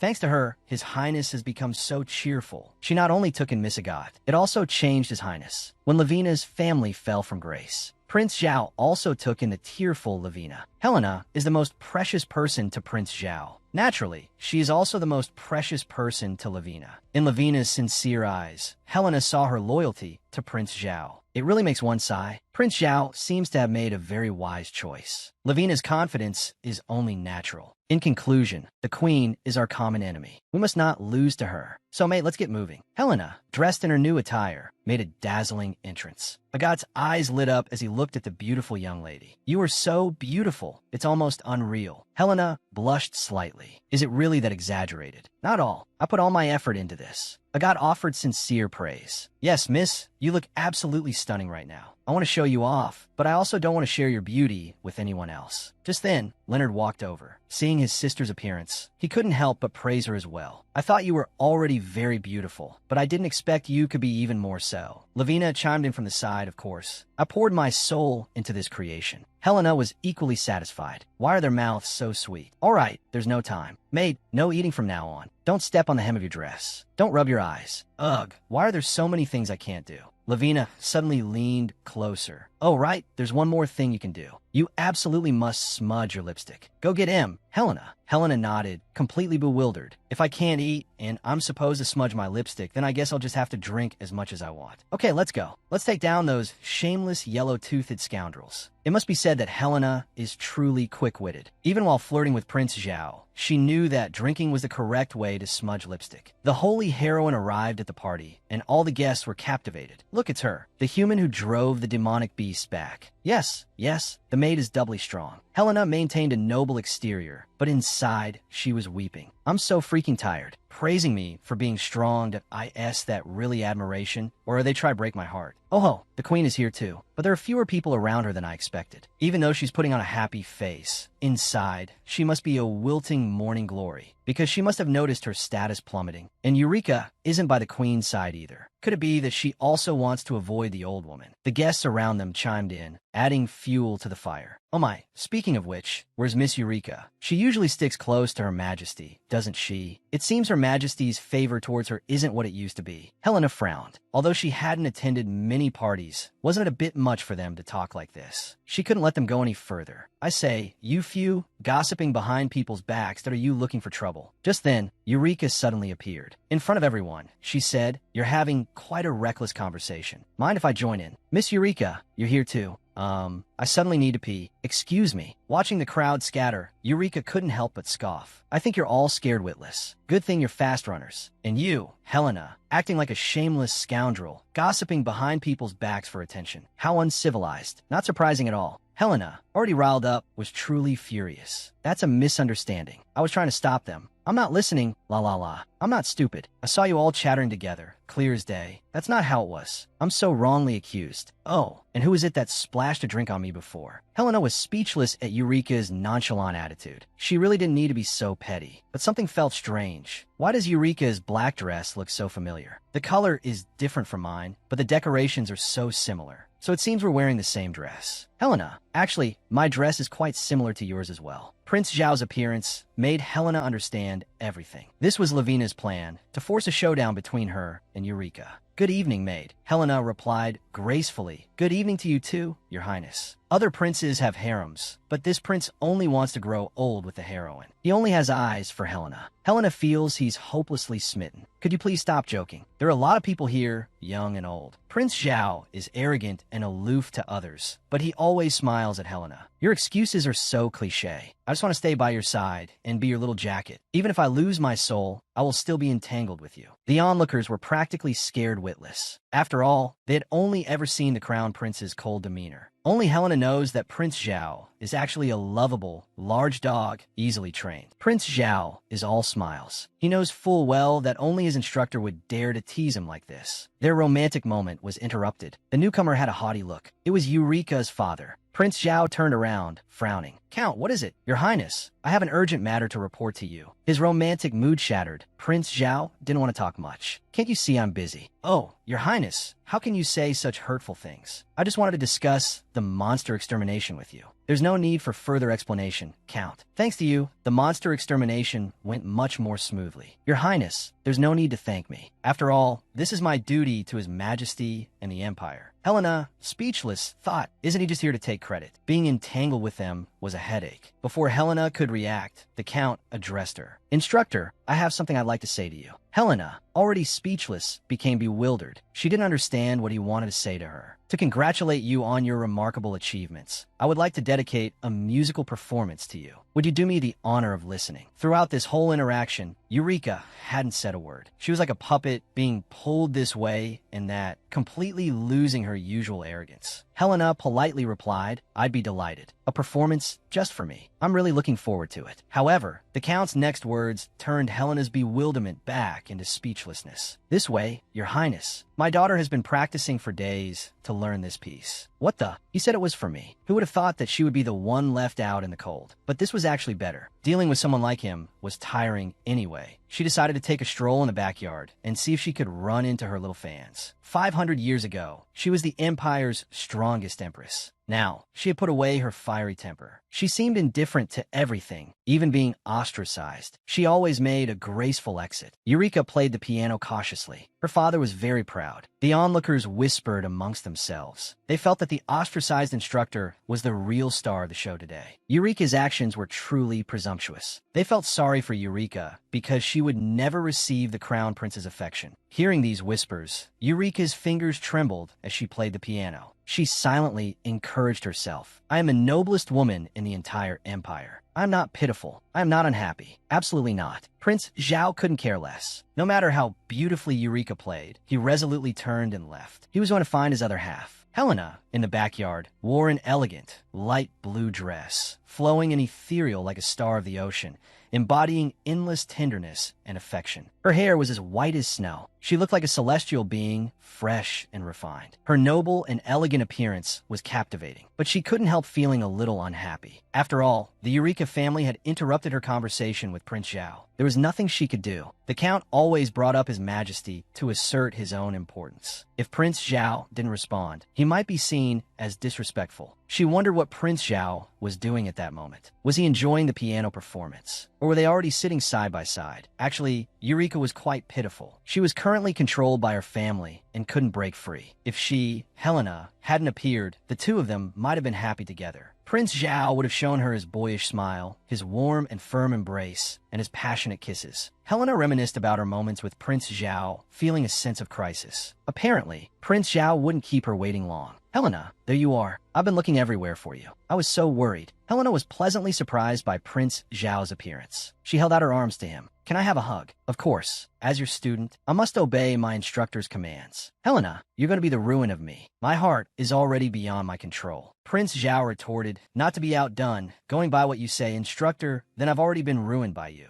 Is that so? Then let's just ruin each other completely. Helena hadn't realized that liking someone could be like this. It made one unconsciously childish, someone who liked to do silly things. But what does it matter? As long as he's always by my side, everything is worth it. Oh no. My dear followers, we have to say goodbye to this comic again because I've lost the copyright. This is chapter 51 of the comic. From here on, my dear followers, you can only watch from afar. Next, I'll find other interesting comics and continue to explain them to you. I hope you'll continue to support me.